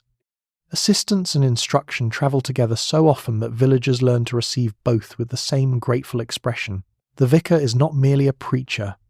He may sit on local committees, support the school, recommend families for charity, write letters for villagers who cannot write confidently, and speak to landlords or officials on their behalf. His influence can soften the machinery of village life. It can also reinforce it. A clergyman closely aligned with the squire may preach patience to labourers while showing less interest in discussing wages. One with strong reforming instincts may campaign for sanitation, education, better cottages, or temperance. Another may remain chiefly occupied with theology, gardening, and the alarming condition of the church roof. His wife often carries an even more detailed knowledge of village households. She visits new mothers, distributes clothing, teaches sewing, organises soup, and notices everything. She can identify real hardship quickly. She can also identify dust on a mantelpiece from across the room. The conversation turns to your children. They have been sitting unnaturally still, which is never sustainable. The youngest begins kicking the chair. Another child asks whether the vicar lives in the church. You close your eyes briefly. Fortunately, he laughs. At last he rises, offers a few kind words, and walks back toward the lane. The room relaxes the moment he disappears behind the hedge. The children begin speaking at once. The hidden plate is returned to the table. The dog considers the visit successfully repelled. You are judged, advised, encouraged, and possibly helped. For a pastoral call, it has been remarkably thorough. 16. The blacksmith controls the village soundscape. Let's visit the forge, which announces itself long before you reach it. Iron rings beneath the hammer. Sparks jump from the anvil. The air is hot, smoky, and sharp with the smell of coal, metal, leather, and horse. The blacksmith shoes animals, repairs tools, makes hinges, fixes cart fittings, shapes bolts, and solves practical problems that cannot be addressed with a polite letter to the manufacturer. His work requires strength, judgment, and an understanding of heat that has been built through years of apprenticeship. Farmers wait beside the doorway discussing weather, prices, and other farmers. Children watch from a supposedly safe distance. The smith lifts another glowing piece from the fire and strikes it into shape. He is part engineer, part craftsman, and part unwilling host of the village's loudest waiting room. You step through the open doorway and immediately feel the change in temperature. Outside, the morning is damp and cool. Inside, the forge breathes heat. The fire glows white and orange beneath a bed of coal, fed by bellows that force air through the flames and raise the temperature high enough to soften iron. The blacksmith watches the colour carefully. Dark red means the metal is warming. Bright orange means it is ready to work. Too cold, and the iron resists. Too hot, and it may burn, throwing off sparks and weakening beneath the hammer. There is no digital gauge. The smith judges everything by colour, sound, experience, and the quiet confidence of a man who has made the same mistake once and has no intention of making it again. He grips the heated iron with tongs and lays it across the anvil. The hammer falls in a measured rhythm. Each blow stretches, bends, flattens, or shapes the metal. The sound travels across the village, through cottage walls and open windows, becoming part of the ordinary morning. Nobody asks whether the forge is open. The forge answers continuously. A farm labourer arrives carrying a broken hoe. A carter brings a loose wheel fitting. Someone needs a latch, a chain, or a hinge repaired before evening. Manufactured tools are increasingly available by the 1870s, but rural life still depends heavily on local repair. Replacing an object costs money. Sending away for a new part takes time. The blacksmith can often fix the problem while its owner waits and explains at length how the damage was absolutely not his fault. Then a horse is led forward for shoeing. The animal is tied or held while the smith lifts one hoof and rests it between his knees. The old shoe is removed. The hoof is trimmed and levelled with a knife and rasp, taking care not to cut into sensitive tissue. A new horseshoe may be selected from prepared sizes or shaped specifically for the animal. The iron shoe is heated and briefly pressed against the hoof to check its fit. Smoke rises. There is a sharp smell of scorched horn, which is unpleasant but not normally painful when performed correctly because the outer hoof wall has no feeling. The horse remains calm. You do not. Once the fit is right, the shoe is cooled and nailed into place. The nails pass through the insensitive outer wall and emerge at the side, where their ends are bent and filed smooth. A skilled farrier works quickly, but never carelessly. A badly fitted shoe can lame a horse, and a lame horse can halt ploughing, transport deliveries, and several households' income. The blacksmith's knowledge extends beyond metal. He understands horses, wagons, farm machinery, and the exact amount of reassurance required when a customer sees the bill. His apprentice works nearby, pumping the bellows, sweeping scale from the floor, carrying coal, and learning through observation, repetition, and being told he is holding everything incorrectly. By midday, soot darkens every surface. The smith's arms shine with sweat. Sparks have burned tiny holes into his apron. Outside, several men remain beside the doorway, still discussing a gate repaired 3 years ago. You leave the forge with your ears ringing. Behind you, the hammer falls again. The village has no factory siren, but it does have one man making a hinge loud enough for everyone to hear. 17. The wheelwright keeps everyone moving slowly. Beside or near the forge, another craft keeps rural transport functioning. The wheelwright makes and repairs wooden wheels for carts, wagons, barrows, and agricultural vehicles. This is precision work. The hub, spokes, and rim must fit tightly enough to survive rough lanes beneath heavy loads. An iron tyre is heated, fitted around the wheel, and cooled so that it contracts and binds the structure together. The process is dramatic, smoky, and considerably more interesting than most forms of vehicle maintenance available in the modern world. Carpenters, coopers, saddlers, harness makers, and thatchers perform similarly essential work around the village. Nearly everything must be repaired locally, because replacing it is expensive and ordering a new one may involve weeks of delay. Nothing is disposable except, occasionally, the labourer. You enter the workshop and find it crowded with timber, tools, shavings, unfinished spokes and wheels in various states of distress. Some lean against the wall complete and newly painted. Others lie flat on trestles with their hubs exposed, looking less like transport equipment and more like large wooden puzzles designed by someone with a grudge. The wheelwright begins with the timber. Different parts require different woods because a wheel must be both strong and slightly flexible. Elm is often favoured for the hub because its interlocking grain resists splitting. Oak makes durable spokes. Ash may be used where spring and toughness matter. The wood must be seasoned carefully. Timber that is too green can shrink after assembly. Timber that is too dry may crack under strain.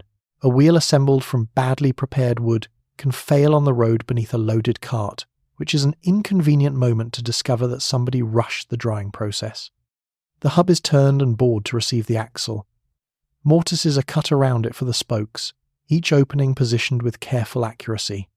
The spokes are shaped by hand using saws, axes, draw knives, and planes. One end fits into the hub, the other connects to curved sections of the rim called felloes. Each piece must meet the next with very little room for disagreement. You watch the wheelwright fit the spokes into the hub, working around the circle until the structure begins to take shape. The felloes are then joined around the outside. There may be no glue holding the finished wheel together.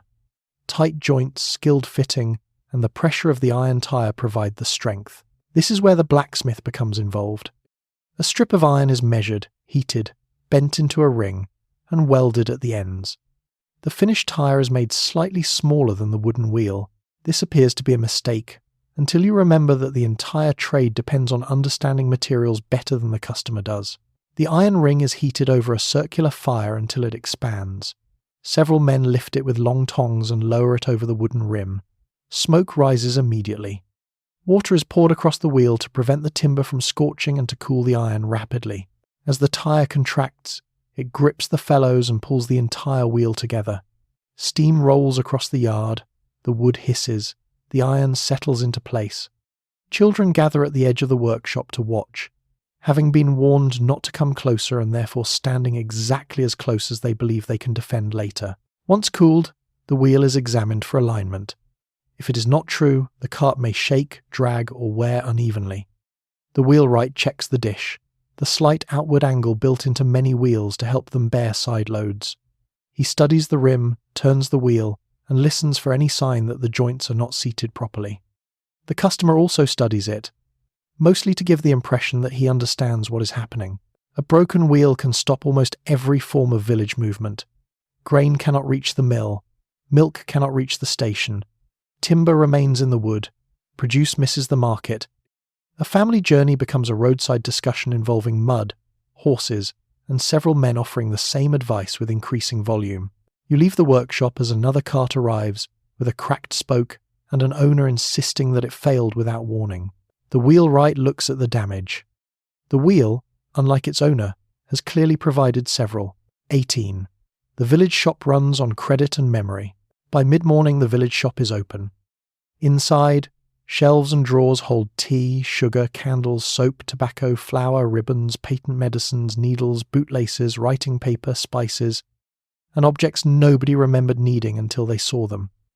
Goods are weighed and wrapped in paper rather than arriving in brightly coloured packages with reassuring photographs. Many families buy on credit, settling the account when wages are paid, crops are sold, or circumstances improve. The shopkeeper maintains a ledger and a remarkably detailed understanding of everyone's finances. He knows who owes sixpence, whose daughter is courting the miller's son, and which household has begun purchasing more tea than its declared income reasonably supports. The village shop provides necessities, conversation, and a credit rating administered entirely through facial expression. You step through the doorway beneath a small bell that announces your arrival with unnecessary confidence. The room is dim after the daylight outside. It smells of paraffin, tobacco, soap, spices, dried fruit, leather, and several unidentified substances kept in wooden drawers behind the counter. Almost everything is stored in bulk. Tea rests in metal canisters. Sugar arrives in solid loaves or coarse crystals and must be weighed. Flour stands in sacks. Butter may be cut from a larger block. Biscuits wait in tins, protected imperfectly from damp fingers and determined children. The shopkeeper measures your order on brass scales, adding small weights until the balance settles. You ask for half a pound of sugar. He removes a little. The scale rises. He puts some back. This continues until commerce and gravity have reached an agreement. Paper bags are becoming more common, but many goods are still folded into sheets of brown paper and secured with string. The string is not discarded at home. It will be wound into a ball, saved in a drawer, and reused until it has passed through several parcels and acquired the emotional importance of an heirloom. Nothing in the shop is self-service. You state what you need and the shopkeeper fetches it, which means every purchase becomes a small public declaration about the condition of your household. Soap suggests washing day. Candles suggest you have used the last ones. Castor oil suggests an illness nobody needs described in detail. The most delicate moment comes when payment is mentioned. If wages have recently been collected, you count coins onto the counter. There are pounds, shillings, pence, and farthings, arranged in a system that requires children to spend much of their education learning how not to be defeated by a loaf of bread. If money is short, the purchase goes into the ledger. The shopkeeper opens the book, finds your family's name, and adds the amount beneath previous entries. Flour, tea, soap, 2, candles, a small quantity of bacon.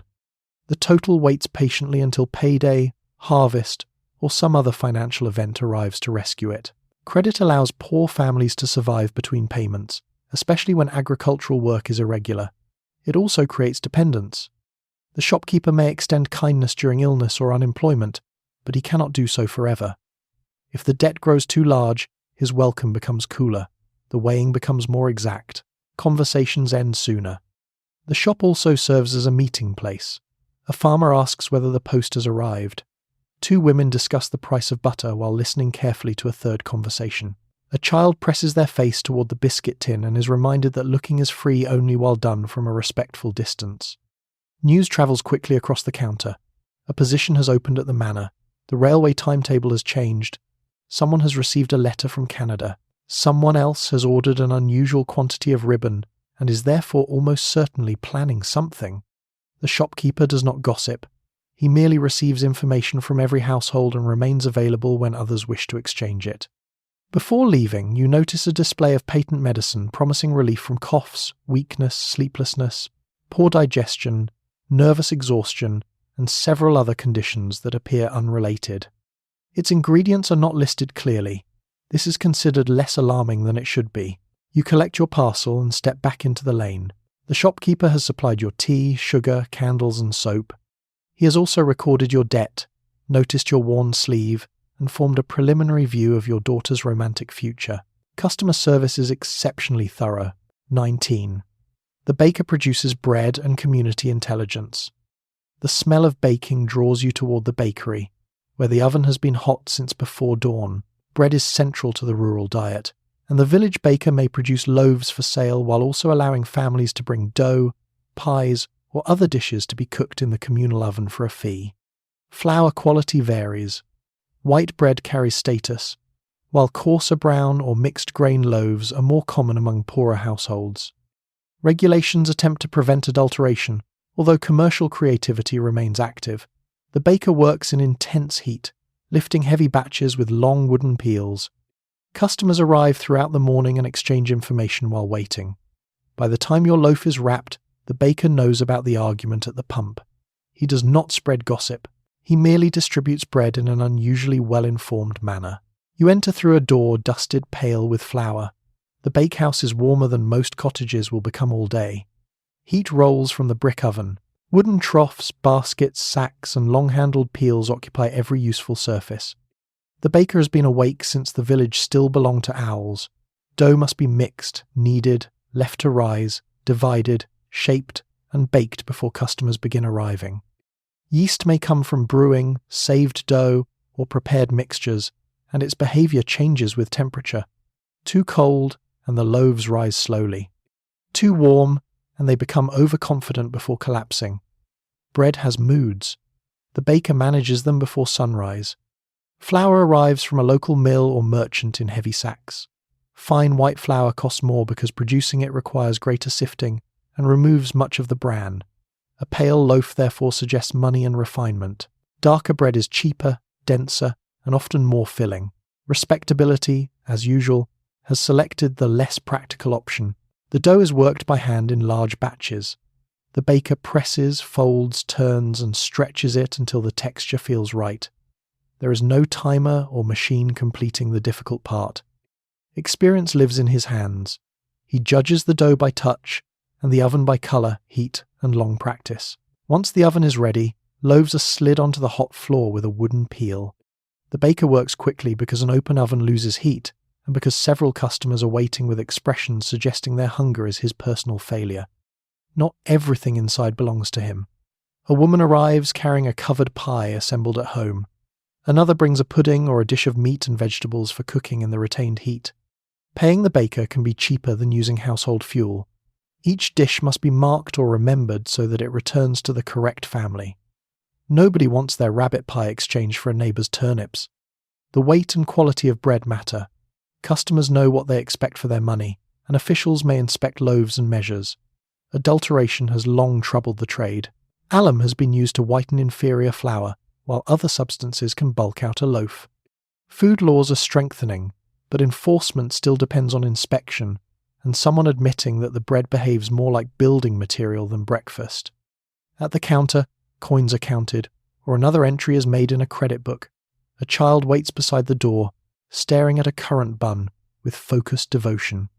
Two customers discuss the schoolmaster's temper while pretending to compare loaves. Someone mentions that the station porter has received a telegram. The room becomes quiet for 1 second, then considerably more interested. Your loaf is lifted from the shelf. The crust is dark and crisp, and warmth passes through the paper into your hands. For a brief moment, Victorian village life smells generous, comforting, and almost easy. Then the baker asks whether you have heard about the butcher's nephew. 20. The post office connects the village to everywhere else. A small post office, sometimes operating from the village shop or a private house, brings the wider world into the settlement. Following postal reforms earlier in the century, affordable postage and adhesive stamps have made letter writing far more accessible. The post arrives by cart, on horseback, or from the nearest railway station. News from sons in the army, daughters in domestic service, relatives in industrial towns, and family members who have emigrated may all pass through one small counter. Newspapers arrive as well, often shared between households or read aloud. The postmaster or postmistress is expected to handle correspondence discreetly, which is a difficult standard in a place where the handwriting on every envelope is recognised. Your letter remains sealed. Its arrival, destination, thickness, and emotional implications do not. You know the post has arrived before you see it. A horse stops outside. Wheels grind against the lane. A leather mailbag is carried through the doorway with an importance normally reserved for visiting officials and unusually large pies. By the 1870s, the postal system reaches deep into rural Britain. The introduction of the uniform penny post in 1840 made ordinary letters far cheaper to send. Railways now carry mail rapidly between towns, while local postmen complete the final distance on foot, bicycle in later years, horseback, or whatever transport the district can persuade to remain reliable. For the village, this means distance has become smaller without becoming less emotional. A letter from London may arrive within a day. News from Scotland, Ireland, or the coast travels with surprising speed. Correspondence from Australia, Canada, or New Zealand takes much longer, crossing oceans in ships that offer families ample time to imagine every possible disaster. You stand near the counter as the bag is opened and its contents sorted. The postmistress recognises every surname. She also recognises handwriting, seals, recurring addresses, and the difference between an ordinary family letter and an envelope bearing official print. She does not read the letters. She has no need. The outside has already said quite a lot. A thin envelope from a son in military service brings relief simply because it exists. A letter from a daughter employed in a distant household may contain news of wages, health, and whether her mistress is kind. A formal notice may concern rent, debt, employment, court business, or something equally determined to spoil breakfast. Not everyone can read confidently. Literacy is improving as schooling expands, but older villagers may still ask a relative, neighbour, teacher, or clergyman to read correspondence aloud. Private news therefore becomes communal through necessity. The reader is expected to show tact, especially when the letter contains family quarrels, money worries, or romantic declarations written with more enthusiasm than spelling. Writing a reply requires paper, ink, a pen, and confidence. You may compose it slowly at the kitchen table, pausing over each sentence because paper costs money and crossings out make the page look careless. Space is used efficiently. Words may run along margins. Another family member may add a message below yours because postage is charged by the letter rather than emotional ownership. Postcards are also becoming popular. They are cheap and convenient, though their message is visible to everyone handling them. This makes them excellent for announcing safe arrivals, market times, and uncomplicated affection. They are less suitable for secrets unless your secret is that the weather has been wet. Newspapers arrive with the letters. A prosperous household may subscribe privately, while others borrow copies from the inn, shop, reading room, or neighbour. National politics, foreign wars, railway accidents, market prices, murders, royal engagements, and advertisements for miracle medicines enter the village together. Someone reads the important stories aloud that evening. The listeners interrupt frequently to correct the newspaper on matters they have never personally investigated. The post also carries money orders, parcels, catalogues, official forms, and opportunities. A young person may discover a job in town. A farmer may learn current prices. A family may receive a photograph from someone now living thousands of miles away, still dressed formally and staring into the camera as though migration has been a mild administrative inconvenience. You hand over your own letter. The stamp is checked, the address is studied, the envelope disappears into the outgoing bag. By tomorrow, it may be travelling farther than you have ever travelled yourself. The postmistress says nothing about the recipient. Her raised eyebrow has already delivered the express service. 21. The railway has begun rearranging rural time. Beyond the village, perhaps a mile or two away, the railway has changed everything. Trains bring manufactured goods, newspapers, visitors, livestock buyers, agricultural machinery, and unsettling evidence that other places are moving faster. Farmers can send produce to distant markets. Villagers can seek work in towns. Young people can leave with greater ease, which their parents describe as opportunity, until it happens. Railway time also encourages clocks to agree with one another, gradually replacing local time based on the sun with standardized schedules. The station master becomes an important figure. The timetable becomes an authority. You can now travel farther in a morning than your grandparents might have managed in several days. Naturally, you will spend much of that morning waiting on a cold platform, because transport progress likes to preserve certain traditions. You hear the train before you see it. A distant whistle carries across the fields, startling birds from the hedges and causing a horse beside the lane to reconsider the entire industrial age. Then comes the low vibration of wheels against rails, followed by smoke rising beyond the trees. The station itself may be modest. A brick building, a ticket window, a waiting room, a goods shed, and 2 platforms are enough to connect the village with London, market towns, ports, factories, and relatives who previously felt safely distant.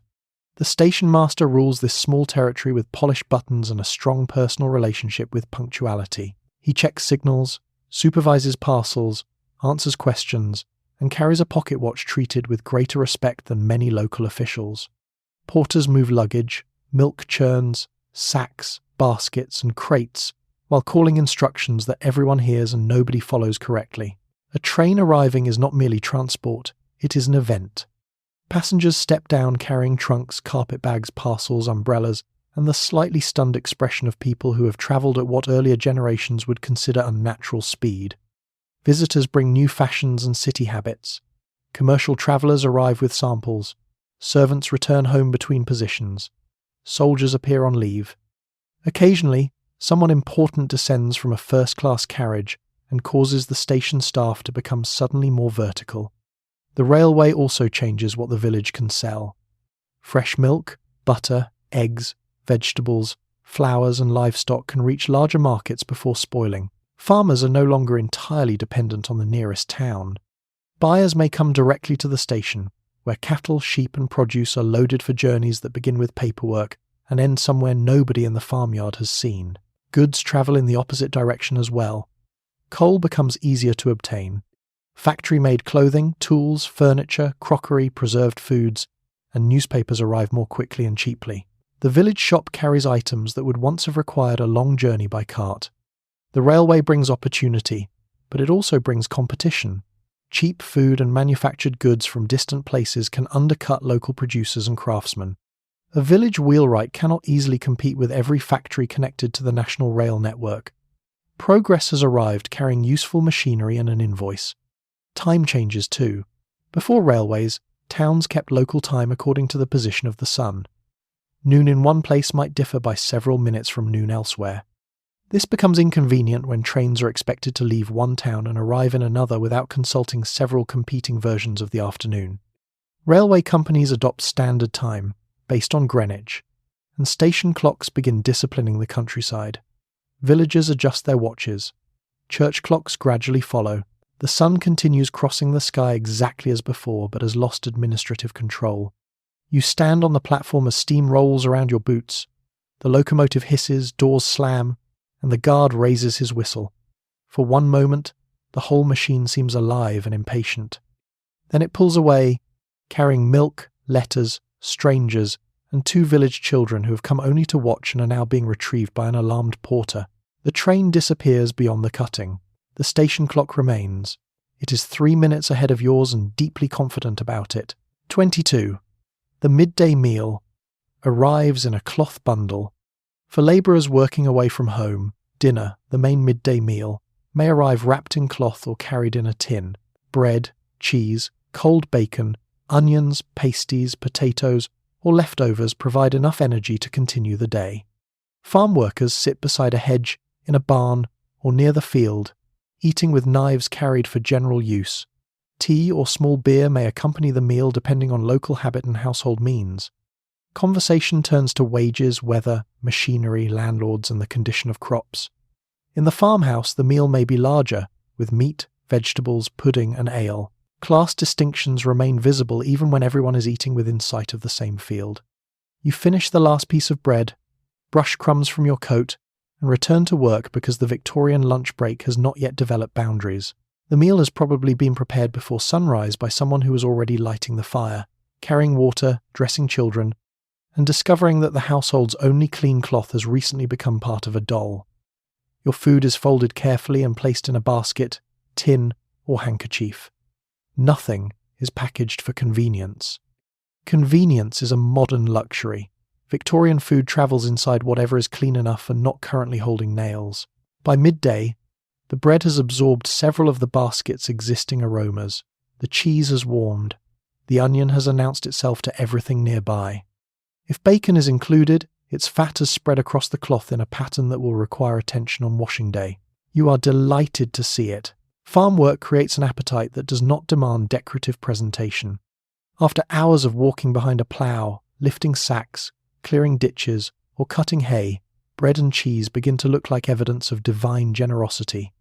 You sit with the other labourers beneath a hedge or beside a haystack, choosing somewhere sheltered from the wind. In wet weather, you crowd into a barn, tool shed, or cart shelter. Rain taps against the roof while damp coats steam gently around you. The smell is a combination of wool, earth, animals, tobacco and onions. Nobody has brought a napkin. A clasp knife is used to cut bread, cheese, bacon, string, and anything else the day presents. It may be wiped against a sleeve before eating, which is considered a meaningful act of preparation. Cups are shared. Bottles pass from hand to hand. Ideas about germs are developing elsewhere, but the field has chosen a more cooperative approach. The conversation begins with weather, because the weather controls almost everything. Too much rain damages hay, too little harms crops, frost arrives early, wind flattens grain, and sunshine creates the deeply suspicious possibility that something may be going well. Then wages are discussed. Agricultural labour remains poorly paid in many districts, and earnings can vary with season and employment. A skilled ploughman, shepherd or stockman may command more than an ordinary labourer, but every household calculates carefully. Rent, bread, coal, boots, and school expenses wait for the weekly wage with impressive patience. Machinery also enters the conversation. Threshing machines, reapers, drills, and improved ploughs can make farming more efficient. They can also reduce the number of workers needed. The farmer calls this progress. The man whose work has vanished calls it something else, particularly when the farmer is within safe conversational distance. At the farmhouse, dinner is served indoors. The farmer, his family, resident servants, and perhaps hired workers eat according to local custom and household rank. There may be boiled beef, mutton, potatoes, cabbage, suet pudding, bread, pickles, and ale. The portions are larger because the household is wealthier, and because farm life treats food as fuel with gravy. Even here, nothing is wasted. Cold meat returns in pies, bones become broth, fat is saved, stale bread enters puddings. A meal does not end merely because everyone has eaten it once. Soon, somebody looks toward the light and rises. There is no official whistle, but the pause has clearly lasted long enough. Food is wrapped again, bottles are corked, pipes are tapped empty. You stand, stretch your back, and return to the field. Dinner has restored your strength. The farm has been waiting patiently to remove it again. 23. The harvest can decide whether winter is bearable. Village life depends on the agricultural year, and the harvest carries enormous weight. A good harvest means wages, food, rent payments, fodder, and a degree of security.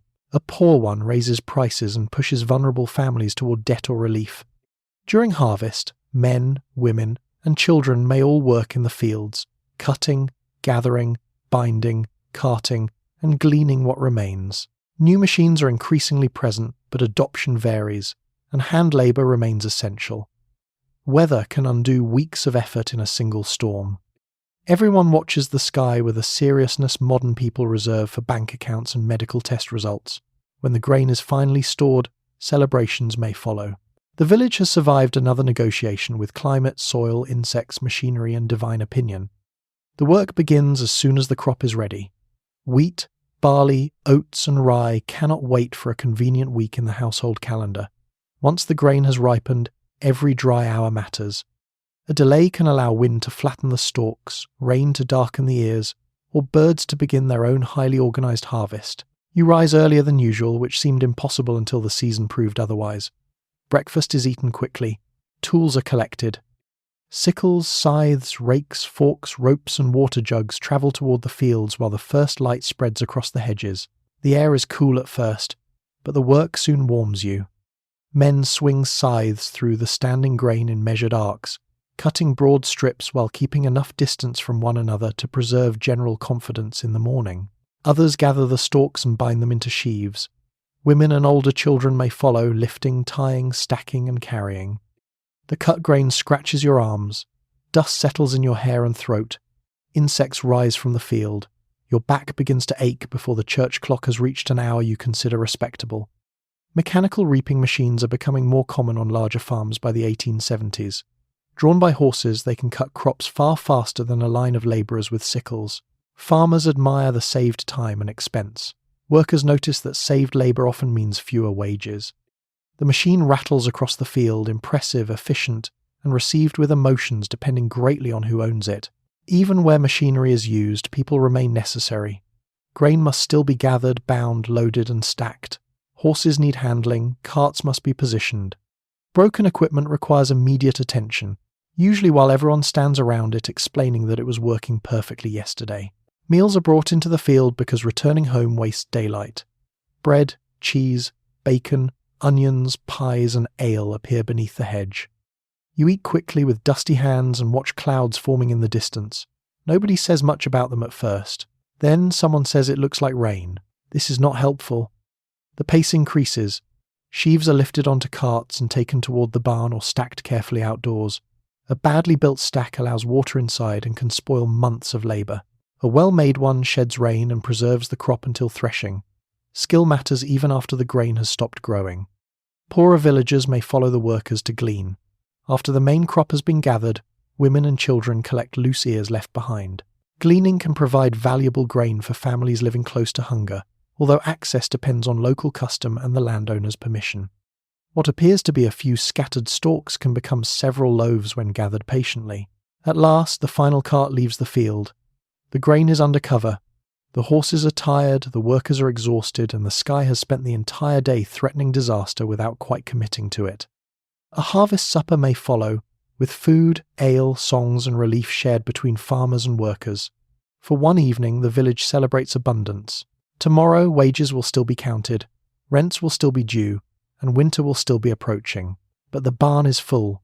For now, that is almost the same thing as peace. 24. Poverty is managed through relief and suspicion. Not every family can survive on wages alone. Illness, unemployment, widowhood, age, disability, or a failed harvest can force villagers to seek assistance. Following the Poor Law reforms of 1834, relief is administered through unions of parishes, with the workhouse intended as the central institution for those unable to support themselves.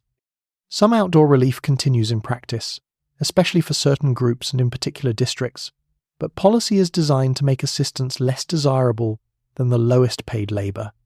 Applicants face investigation into their circumstances. Need must be proven, respectability must be performed. Charity may help, but charity is irregular and often comes with moral supervision. You are not simply poor. You must now demonstrate that you have achieved poverty correctly. The descent can begin quickly. A labourer injures his leg during harvest. A widow loses the income that kept rent paid. An elderly couple can no longer manage regular work. A child becomes ill, requiring medicine and attention while reducing the number of hands available to earn money. Savings, if there were any, disappear. Food is bought on credit. Coal is used more carefully. Clothing is pawned or sold. Then rent day approaches with the calm confidence of something that has not noticed your crisis. Before asking the parish for help, you usually turn to family, neighbours, the shopkeeper, the vicar, or the landowner's household. A relative may lend a few shillings. Someone brings broth. A farmer offers 2 days of work clearing a ditch. The shopkeeper allows another week before settling the account. Village support can be generous, but it is never entirely private. Everyone knows who has given what. Everyone knows how the money was spent. If your husband receives assistance and is later seen carrying ale from the public house, the moral inquiry begins before he has reached the door. To receive official relief, you may have to appear before the relieving officer or the guardians responsible for the Poor Law Union. They ask about your household, income, possessions, relatives, health, work history, and ability to support yourself. The questions are practical. Their tone may suggest that poverty is a complicated story you have invented for attention. Officials are expected to distinguish genuine need from idleness. This division sounds clear in policy and becomes much less clear when applied to an elderly farm worker with failing eyesight, a mother caring for several children, or a man offered work too distant to reach without boots he cannot afford. You must explain why you cannot manage. You must also avoid appearing unwilling to manage. Too much pride looks uncooperative. Too little looks dependent. Victorian relief requires you to be desperate, grateful, honest, modest, industrious, and emotionally convenient at the same time. Outdoor relief may take the form of money, bread, coal, medical help, or assistance provided while you remain in your cottage. It is more humane than entering the workhouse and often cheaper for the authorities, but national policy discourages it for able-bodied adults. Local practice varies. Some unions are strict. Others bend the rules because local officials know the families involved and understand that removing a household into the workhouse can create more misery than it solves. Private charity fills some gaps. The vicar's wife organises clothing. The manor distributes coal during winter. A chapel fund supports a sick member. Friendly societies allow workers to contribute small regular payments in return for help during illness or death, provided they were able to join and keep paying before trouble arrived. Charity offers real relief, but it may also inspect your cottage, question your habits, and recommend improvements to your character while handing over a blanket. You return home with a loaf, a coal ticket, or instructions to appear again before the guardians. The assistance may keep the family fed for several days. It may prevent the rent from falling further behind. It also confirms that your hardship is now recorded, discussed, and known. The village will help you survive. First, it would like to review your application. 25. The workhouse waits beyond the village. The workhouse may stand in a nearby town, but its presence is felt throughout the village. Families fear entering because admission can mean separation by age and sex, institutional clothing, strict routines, plain food, hard work, and the loss of ordinary independence. Conditions vary between unions and over time, but the principle remains deliberately harsh. Officials want the workhouse to deter anyone who can possibly survive outside it. For the elderly, sick, orphaned, unemployed, or abandoned, it may still be the only shelter available. Villagers speak of it quietly. A family may struggle for months to avoid crossing its gates. The institution is presented as relief, administered as discipline, and remembered as a threat. Victorian social policy has offered you a safety net and then woven it from discomfort. You see the building from the road before you reach it. It is large, plain, and arranged with the cheerfulness of a fortress designed by a committee. High walls surround separate yards and blocks. The windows are regular, the gates are heavy. Nothing about the place suggests that hardship has finally found somewhere gentle to rest. Admission begins with questions. Your name, age, health, occupation, relatives, possessions, and recent attempts to find work are recorded. Officials want proof that no easier option remains. Your belongings may be surrendered. Your clothes are taken, stored, or discarded, and you receive institutional garments chosen for durability rather than dignity. Then the family divides. Men go one way, women go another. Children may be placed in separate wards, sometimes divided again by age. A husband and wife who entered together can find themselves allowed only limited contact. A mother may hear her child crying elsewhere and be unable to reach them. Separation is not an accidental cruelty. It is part of the deterrent.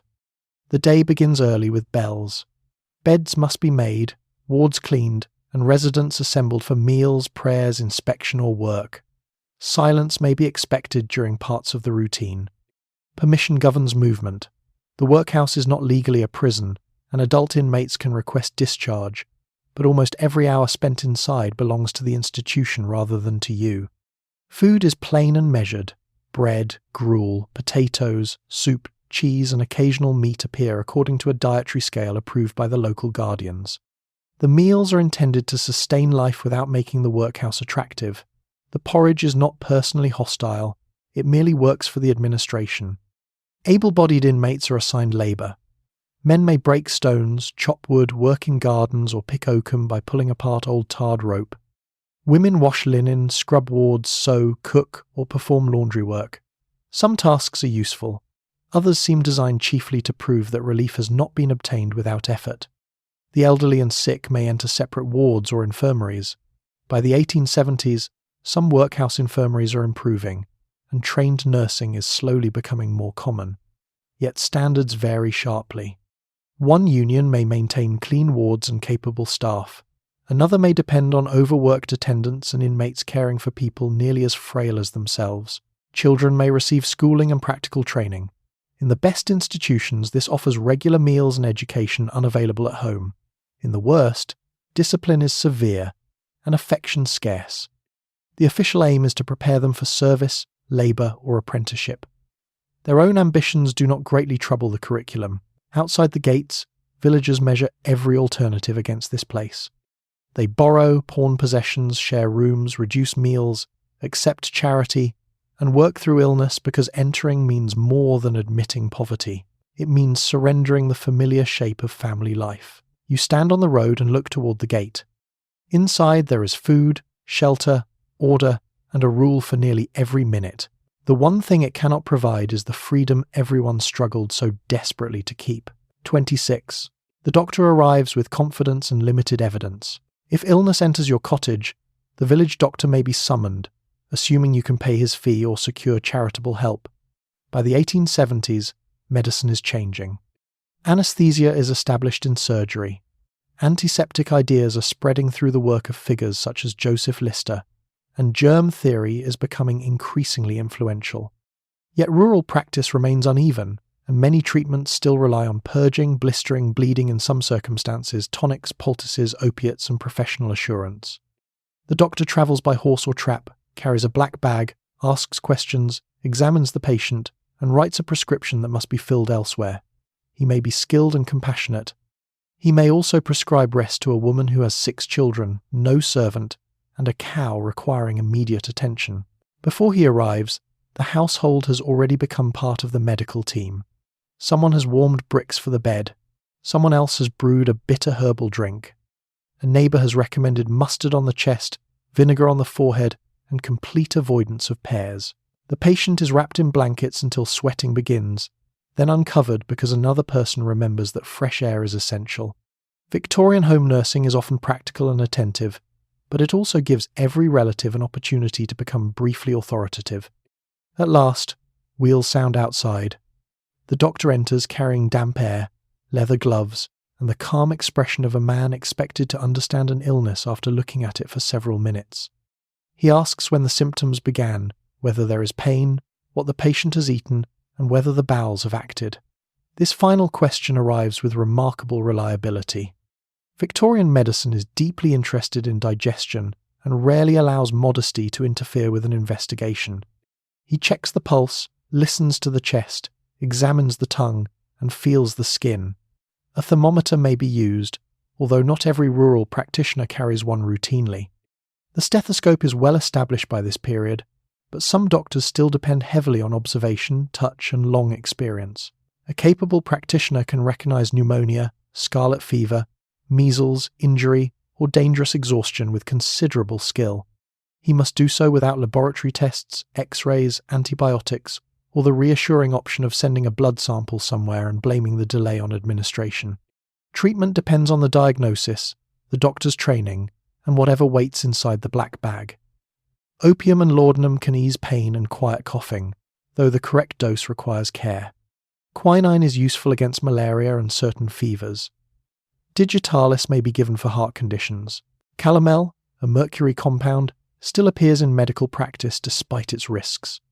Purgatives also remain popular because many doctors continue to believe that the body improves when persuaded to surrender its contents with determination. Bleeding has declined from its earlier enthusiasm, but it has not disappeared entirely. Leeches may still be applied in selected cases. Blistering agents irritate the skin in hopes of drawing disease away from deeper organs. The logic is tidy. The patient is less convinced. For serious illness, the doctor may advise hospital treatment, though reaching one can require a long and uncomfortable journey. Most villagers are treated at home, where the family provides food, warmth, cleaning, and constant attendance. Infectious disease, therefore, moves easily through a crowded cottage. One child develops a fever, then another, followed by an adult who has spent 3 days insisting they feel perfectly well. The doctor leaves medicine, instructions, and a bill that will remain in the household's thoughts after the fever has gone. He promises to return if needed. Outside, his horse waits beside the gate, already resigned to another muddy road. You close the door and examine the bottle. The label says 1 spoonful 3 times daily. It does not say what is in it. Confidence, apparently, is part of the prescription. 27. Home remedies handle everything, until they cannot. Before the doctor arrives, the household has already attempted treatment. Village medicine begins at home with remedies passed through families, recommended by neighbours, sold by travelling vendors, or advertised in newspapers.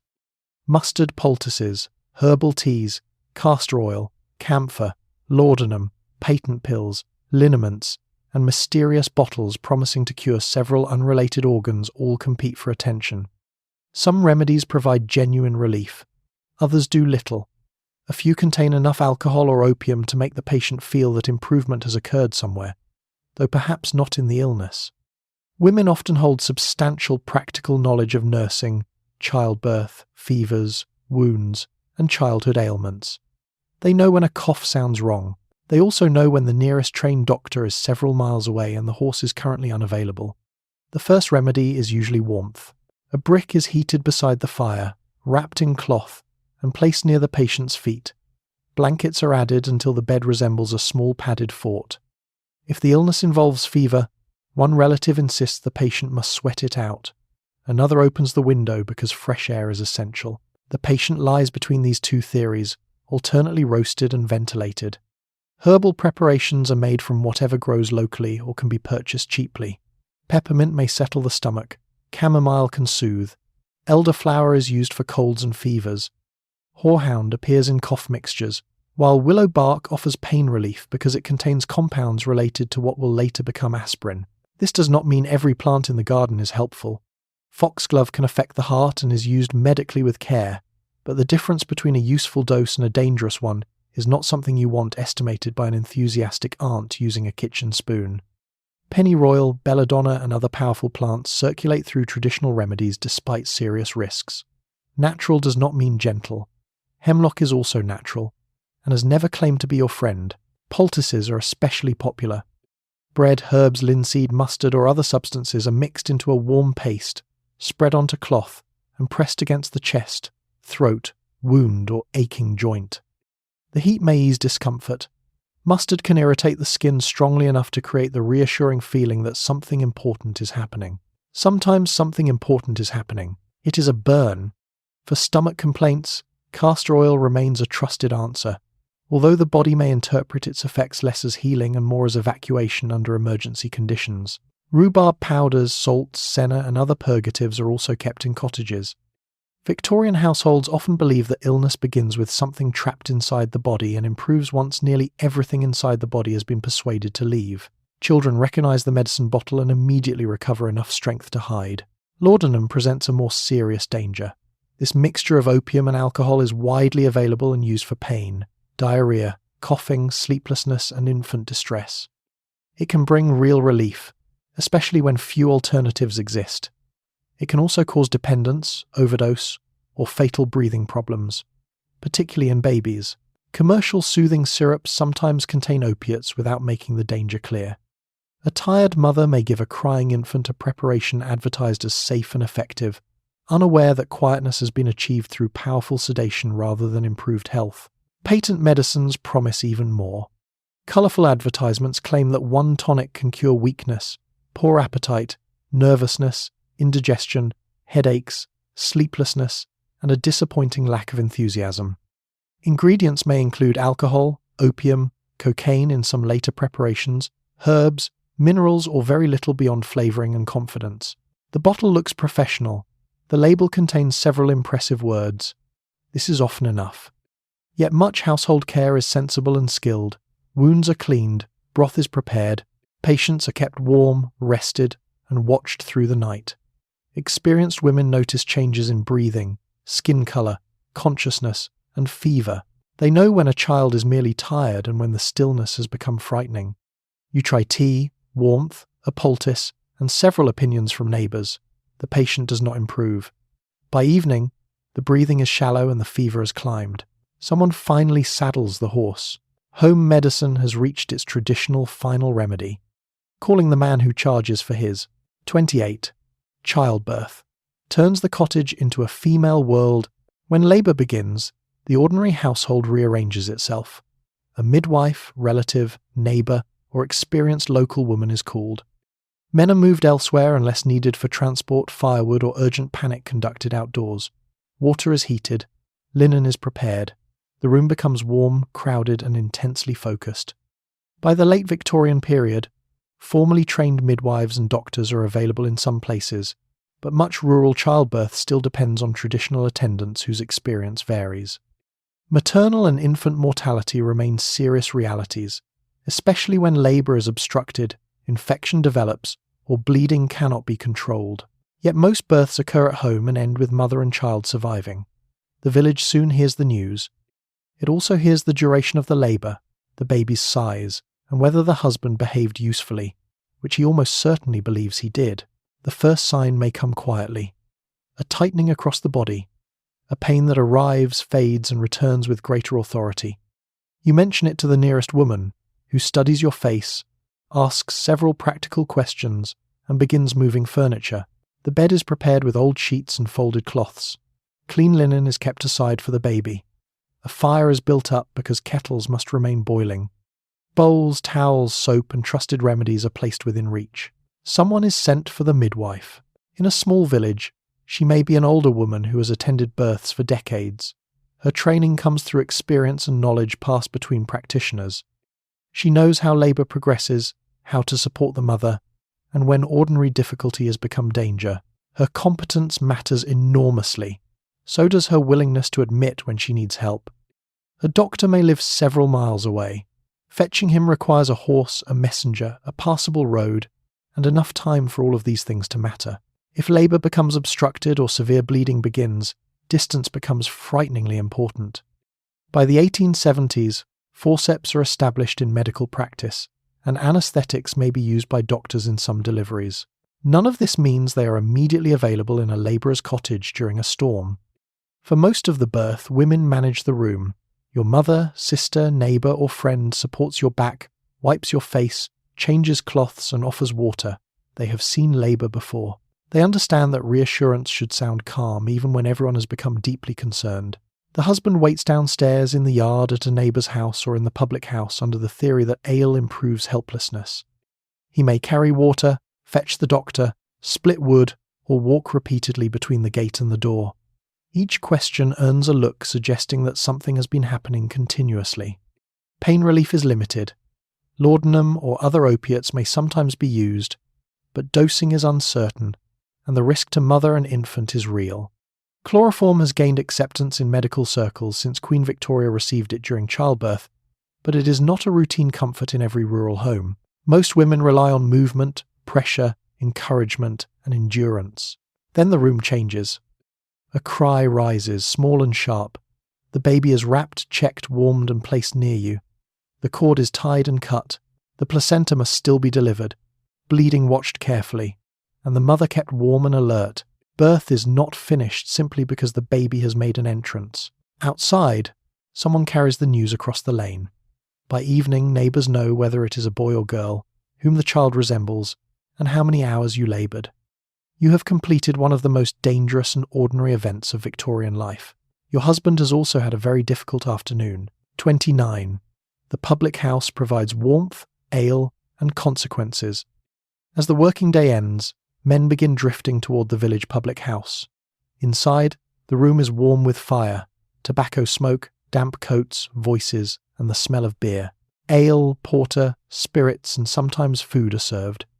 The pub offers companionship, news, games, singing, political argument, business arrangements, and temporary escape from crowded cottages. Women may enter certain rural inns or attend particular social occasions, but the public bar is largely male territory in many communities. Temperance campaigners view the establishment with alarm, pointing to wages lost and families neglected. Regular customers view temperance campaigners with equal alarm. You promise to stay for one drink. This remains one of the oldest surviving forms of historical fiction. You push open the door and step out of the cold. For the first time since leaving the cottage that morning, the warmth reaches more than one side of your body. A coal fire burns in the grate. Oil lamps cast a yellow light across dark beams, wooden settles, pewter measures, and faces already turning toward the newcomer. Everyone notices who has entered. Nobody appears to notice. You stamp the mud from your boots and approach the counter. The landlord knows what most customers drink and whether they are likely to pay immediately. A pint of mild ale costs less than stronger beer and suits a labourer who expects to stand upright tomorrow. Porter, stout, cider, gin, or whiskey may also be available, depending on the district and the licence held by the house. The ale is drawn from a cask rather than poured from a shining metal tap. It may be fresh, well kept, and pleasant. It may also be cloudy, sour, or treated with the optimism previously encountered at breakfast. You take the first mouthful. It is warm by modern standards, cool by the standards of the room, and entirely welcome. Conversation rises and falls around you. Farm workers compare wages. A A carter reports the condition of the road toward the market town. Someone has heard that the squire intends to raise a cottage rent. Someone else insists this cannot be true, largely because the person who told him is now sitting nearby. The newspaper lies across one table, several days old but still capable of starting an argument. National politics are discussed by men who have not visited London and feel this gives them valuable independence. Foreign affairs receive equally firm treatment. A war several thousand miles away is explained by the blacksmith in 3 sentences while 2 farmers disagree over the map. Games begin in a corner. Cards, dominoes, drafts, shove halfpenny, and skittles occupy the evening. Small wagers may be made, though the amount depends on income and judgment. Judgment has been drinking since 6. The publican watches everything. He settles quarrels before they become expensive, refuses service when necessary, extends credit when he considers it safe, and remembers precisely how much each man has consumed, despite accepting repeated assurances that it has only been 2. Food may be simple. Bread, cheese, pickled onions, cold meat, or a hot pie provide something solid beneath the ale. Coaching inns and larger houses serve travellers more substantial meals, but the village public house is not trying to impress anyone with decorative parsley. Women are not entirely absent. The landlady may run much of the establishment, manage accounts, supervise servants, and judge customers with greater accuracy than her husband. Women enter for market days, celebrations, club dinners, or drinks carried home in jugs. Still, respectable expectations discourage many from lingering in the tap room beside unrelated men. Outside, temperance reformers campaign against drunkenness, domestic violence, poverty, and the loss of wages in drink. Their concerns are not imaginary. A man can spend too much, return home angry, and leave his family short of food. Alcohol offers comfort, but comfort becomes costly when taken by the quart. You notice the time only when another customer rises. Home is waiting, the fire may be low, supper may be cold. Someone may have calculated how many coins were in your pocket when you left. You place your empty mug on the counter and insist that you have been here no more than 20 minutes. The landlord looks at the clock. Victorian ale has apparently altered time again. 30. Courtship must survive an audience of hundreds. Young villagers have fewer formal balls than the aristocracy, but courtship remains carefully watched.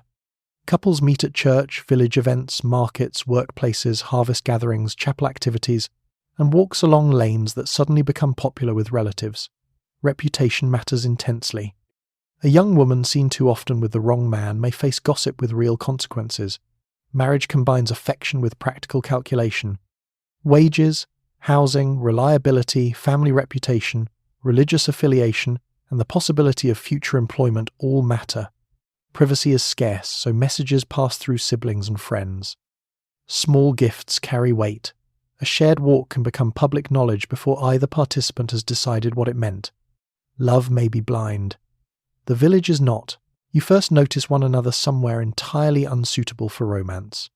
Perhaps you are carrying milk churns, stacking sheaves, leaving chapel, or waiting outside the village shop while an older relative discusses the price of soap for 15 uninterrupted minutes. There is no dramatic introduction. There is a glance, a greeting, and then several weeks in which both of you happen to use the same lane with remarkable frequency.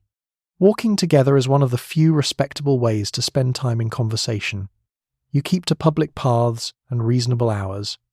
A younger sibling may be sent along as a chaperone, immediately becoming the best-informed person in the relationship.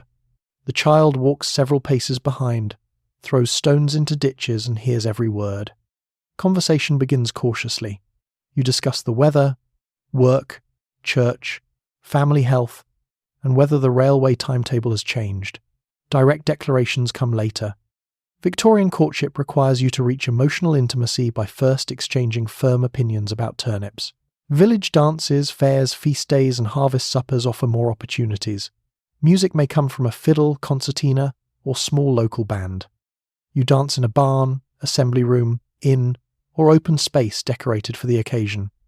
The atmosphere is lively, but observation remains constant. Mothers watch from benches. Fathers appear not to watch while watching professionally.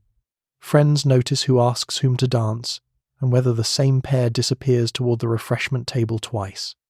By the following morning, the event has been reconstructed in several cottages with details added for clarity. Letters can create privacy, although delivering them creates a separate challenge. A trusted friend, sibling, or servant may carry a note. The village post is available, but sending a love letter through a post office where everyone recognizes your handwriting requires courage beyond ordinary romance. Small presents speak more safely. A ribbon, pressed flower, book, brooch, carved object, or photograph may suggest serious interest. Gifts must not be too expensive too early, or they imply an understanding not yet formally admitted. They must not be too modest either, or they imply that your affection has been organised within a strict household budget. Before marriage becomes possible, practical matters intrude. A labourer needs wages steady enough to support a household. A cottage must be found, rented, or tied to employment. A young woman's domestic skills, character, and family reputation are considered carefully. The man's drinking habits, reliability, temper, and prospects receive equal investigation, often by people who have watched him since infancy and retain documents in the form of memories. Religious differences can complicate matters. A Church of England family may hesitate over a committed Methodist. Chapel communities often form their own social networks, and marrying across them can involve arguments about worship, children, and which building everyone must sit inside each Sunday. When the couple decides to marry, banns are usually read aloud in church on 3 Sundays. Your names are announced before the congregation, inviting anyone aware of a legal obstacle to speak. Nobody speaks. Several people inhale thoughtfully.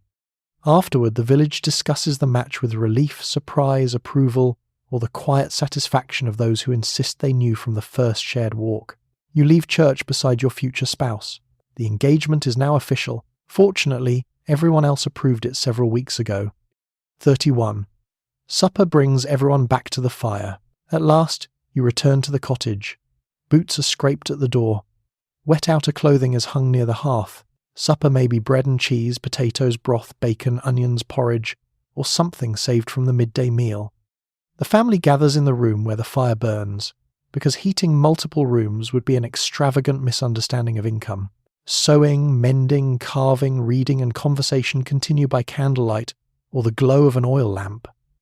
Someone reads from a newspaper or Bible. A child falls asleep in a chair and insists when moved that they were fully awake. The day is nearly finished, which means it is time to repair the clothing required to begin it again. You lower yourself onto a wooden chair with the careful movement of someone whose back has been discussing farm work since sunrise. The warmth reaches your knees first. The rest of you waits patiently. A pot hangs over the fire. Inside, potatoes soften beside onions, perhaps with a little bacon or bone added for flavour. If there is broth, it may have been growing gradually for several meals, receiving vegetables, scraps of meat, barley, or anything else willing to contribute. Victorian cooking understands continuity. Yesterday's dinner becomes today's soup. Today's soup may become tomorrow's thicker soup. Nothing disappears. It simply changes consistency. Bread is placed on the table and cut into measured pieces. Cheese follows if there is enough. A pot of tea may be brewed, though the leaves have already performed earlier duties.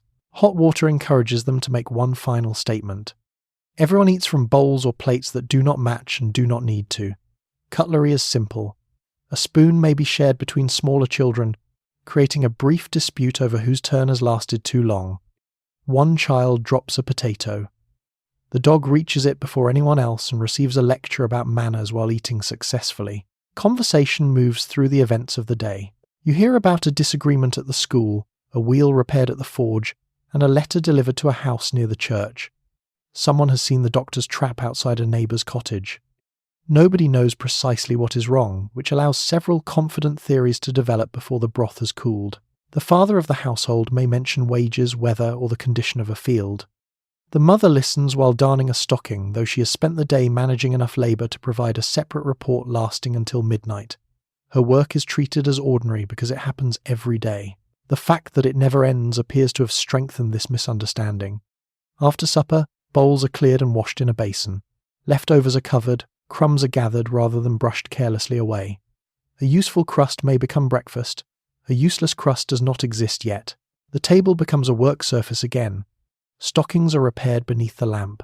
Buttons are sewn back onto shirts. Torn elbows receive patches cut from older garments. A boot is inspected and declared capable of lasting another week, which means nobody has found money for a replacement. Children may work on school lessons using slates or copybooks. One reads aloud slowly while another whispers the words first. A parent who received little schooling listens with pride and occasionally corrects a pronunciation through confidence rather than evidence. If the family owns a newspaper, it may be several days old and borrowed from someone else. A report from Parliament, a railway accident, or a murder in London is read aloud. Everyone interrupts to explain what the authorities should have done. The youngest children begin drifting towards sleep. Their heads tip sideways. Their hands loosen. When lifted, they wake just enough to protest that they were listening carefully to the article about agricultural prices. The fire burns lower. Coal or wood is added sparingly. Candle flames shorten. Beyond the window, the lane has disappeared into darkness. For a little while, everyone remains close to the hearth, wrapped in warmth, familiar voices, and the tired quiet of work completed. Then someone notices tomorrow's boots are still wet. The day has ended. Its preparations have not. 32. Darkness settles, but the village keeps listening. Night arrives more completely than it does in the modern world. Beyond the cottage window there may be no street lighting at all. A lantern moves along the lane. The public house glows faintly. The church tower becomes a darker shape against the sky. Doors are bolted, animals checked, ashes banked, and chamber pots placed within reach because the privy outside has become significantly less appealing. You climb into bed beneath layers of blankets, sharing warmth, space, and occasionally the mattress with insects that regard tenancy law as a distant urban concern. The village grows quiet, but never entirely silent. An owl calls, a horse shifts in its stall. Somewhere, a baby begins crying. Somewhere else, a neighbour hears it and will have a theory by morning. You close your eyes. The day is over. The village, naturally, is still paying attention. Before you can sleep, the cottage must be secured. The door is fastened with a bolt or heavy bar. Shutters close against wind, rain, and anyone whose interest in your poultry has become commercial. A candle is carried from room to room while the family checks the fire, the cupboard, and the children. The hens are shut away before foxes begin their working day. A cow is checked in the byre, and the horse receives water. Even at night, the animals have declined to recognise being off duty. The privy stands at the end of the yard, across ground that was merely muddy by daylight and has now become an expedition. You carry a lantern and listen to every movement in the hedge. The building is cold, draughty, and equipped with a wooden seat over a pit. Spiders have accepted permanent residence. For night use, the chamber pot waits beneath the bed. It is practical, familiar, and nobody's favourite object to discuss. In the morning, someone must empty it. That problem belongs to tomorrow. Upstairs, you undress quickly and fold your garments over a chair. Outer clothes will be worn again. The cold follows you beneath your nightshirt while heat from the fire below appears to have stopped at the ceiling. The bed may contain a straw mattress over ropes or wooden supports. The ropes loosen with use and need tightening. Blankets are piled heavily, sometimes beneath a quilt made from old clothing. Every patch remembers a time when fabric was too valuable to lose simply because it had stopped being a sleeve. You settle beside other warm bodies. Children share beds. Married couples may sleep with an infant nearby. An elderly parent occupies the corner or the room next door if the cottage possesses one. Personal space is limited, but shared warmth is valuable. The candle is extinguished. Darkness fills the room instantly. There is no glowing clock, no light beneath the door, and no distant traffic shining against the ceiling. Your eyes adjust slowly, finding only the faint square of the window. Sound grows clearer. The church clock strikes the hour. A dog barks farther down the lane. Wind moves through the thatch. Rain taps against the glass. A late cart passes, its wheels audible after the driver has disappeared. A knock at a distant door may mean illness, childbirth, or a message from the station. Heavy footsteps may belong to someone returning from the public house. In a village, night does not end community. It merely removes the visual evidence. Eventually the noises thin. The fire settles. The last voices fade. Your muscles soften into the mattress, tired from a day that began before sunrise and ask permission for almost nothing. Tomorrow will bring cold water, reluctant fire, mud, work, news, and another breakfast divided with mathematical care. For now, the village rests. Quietly, of course. There are neighbours,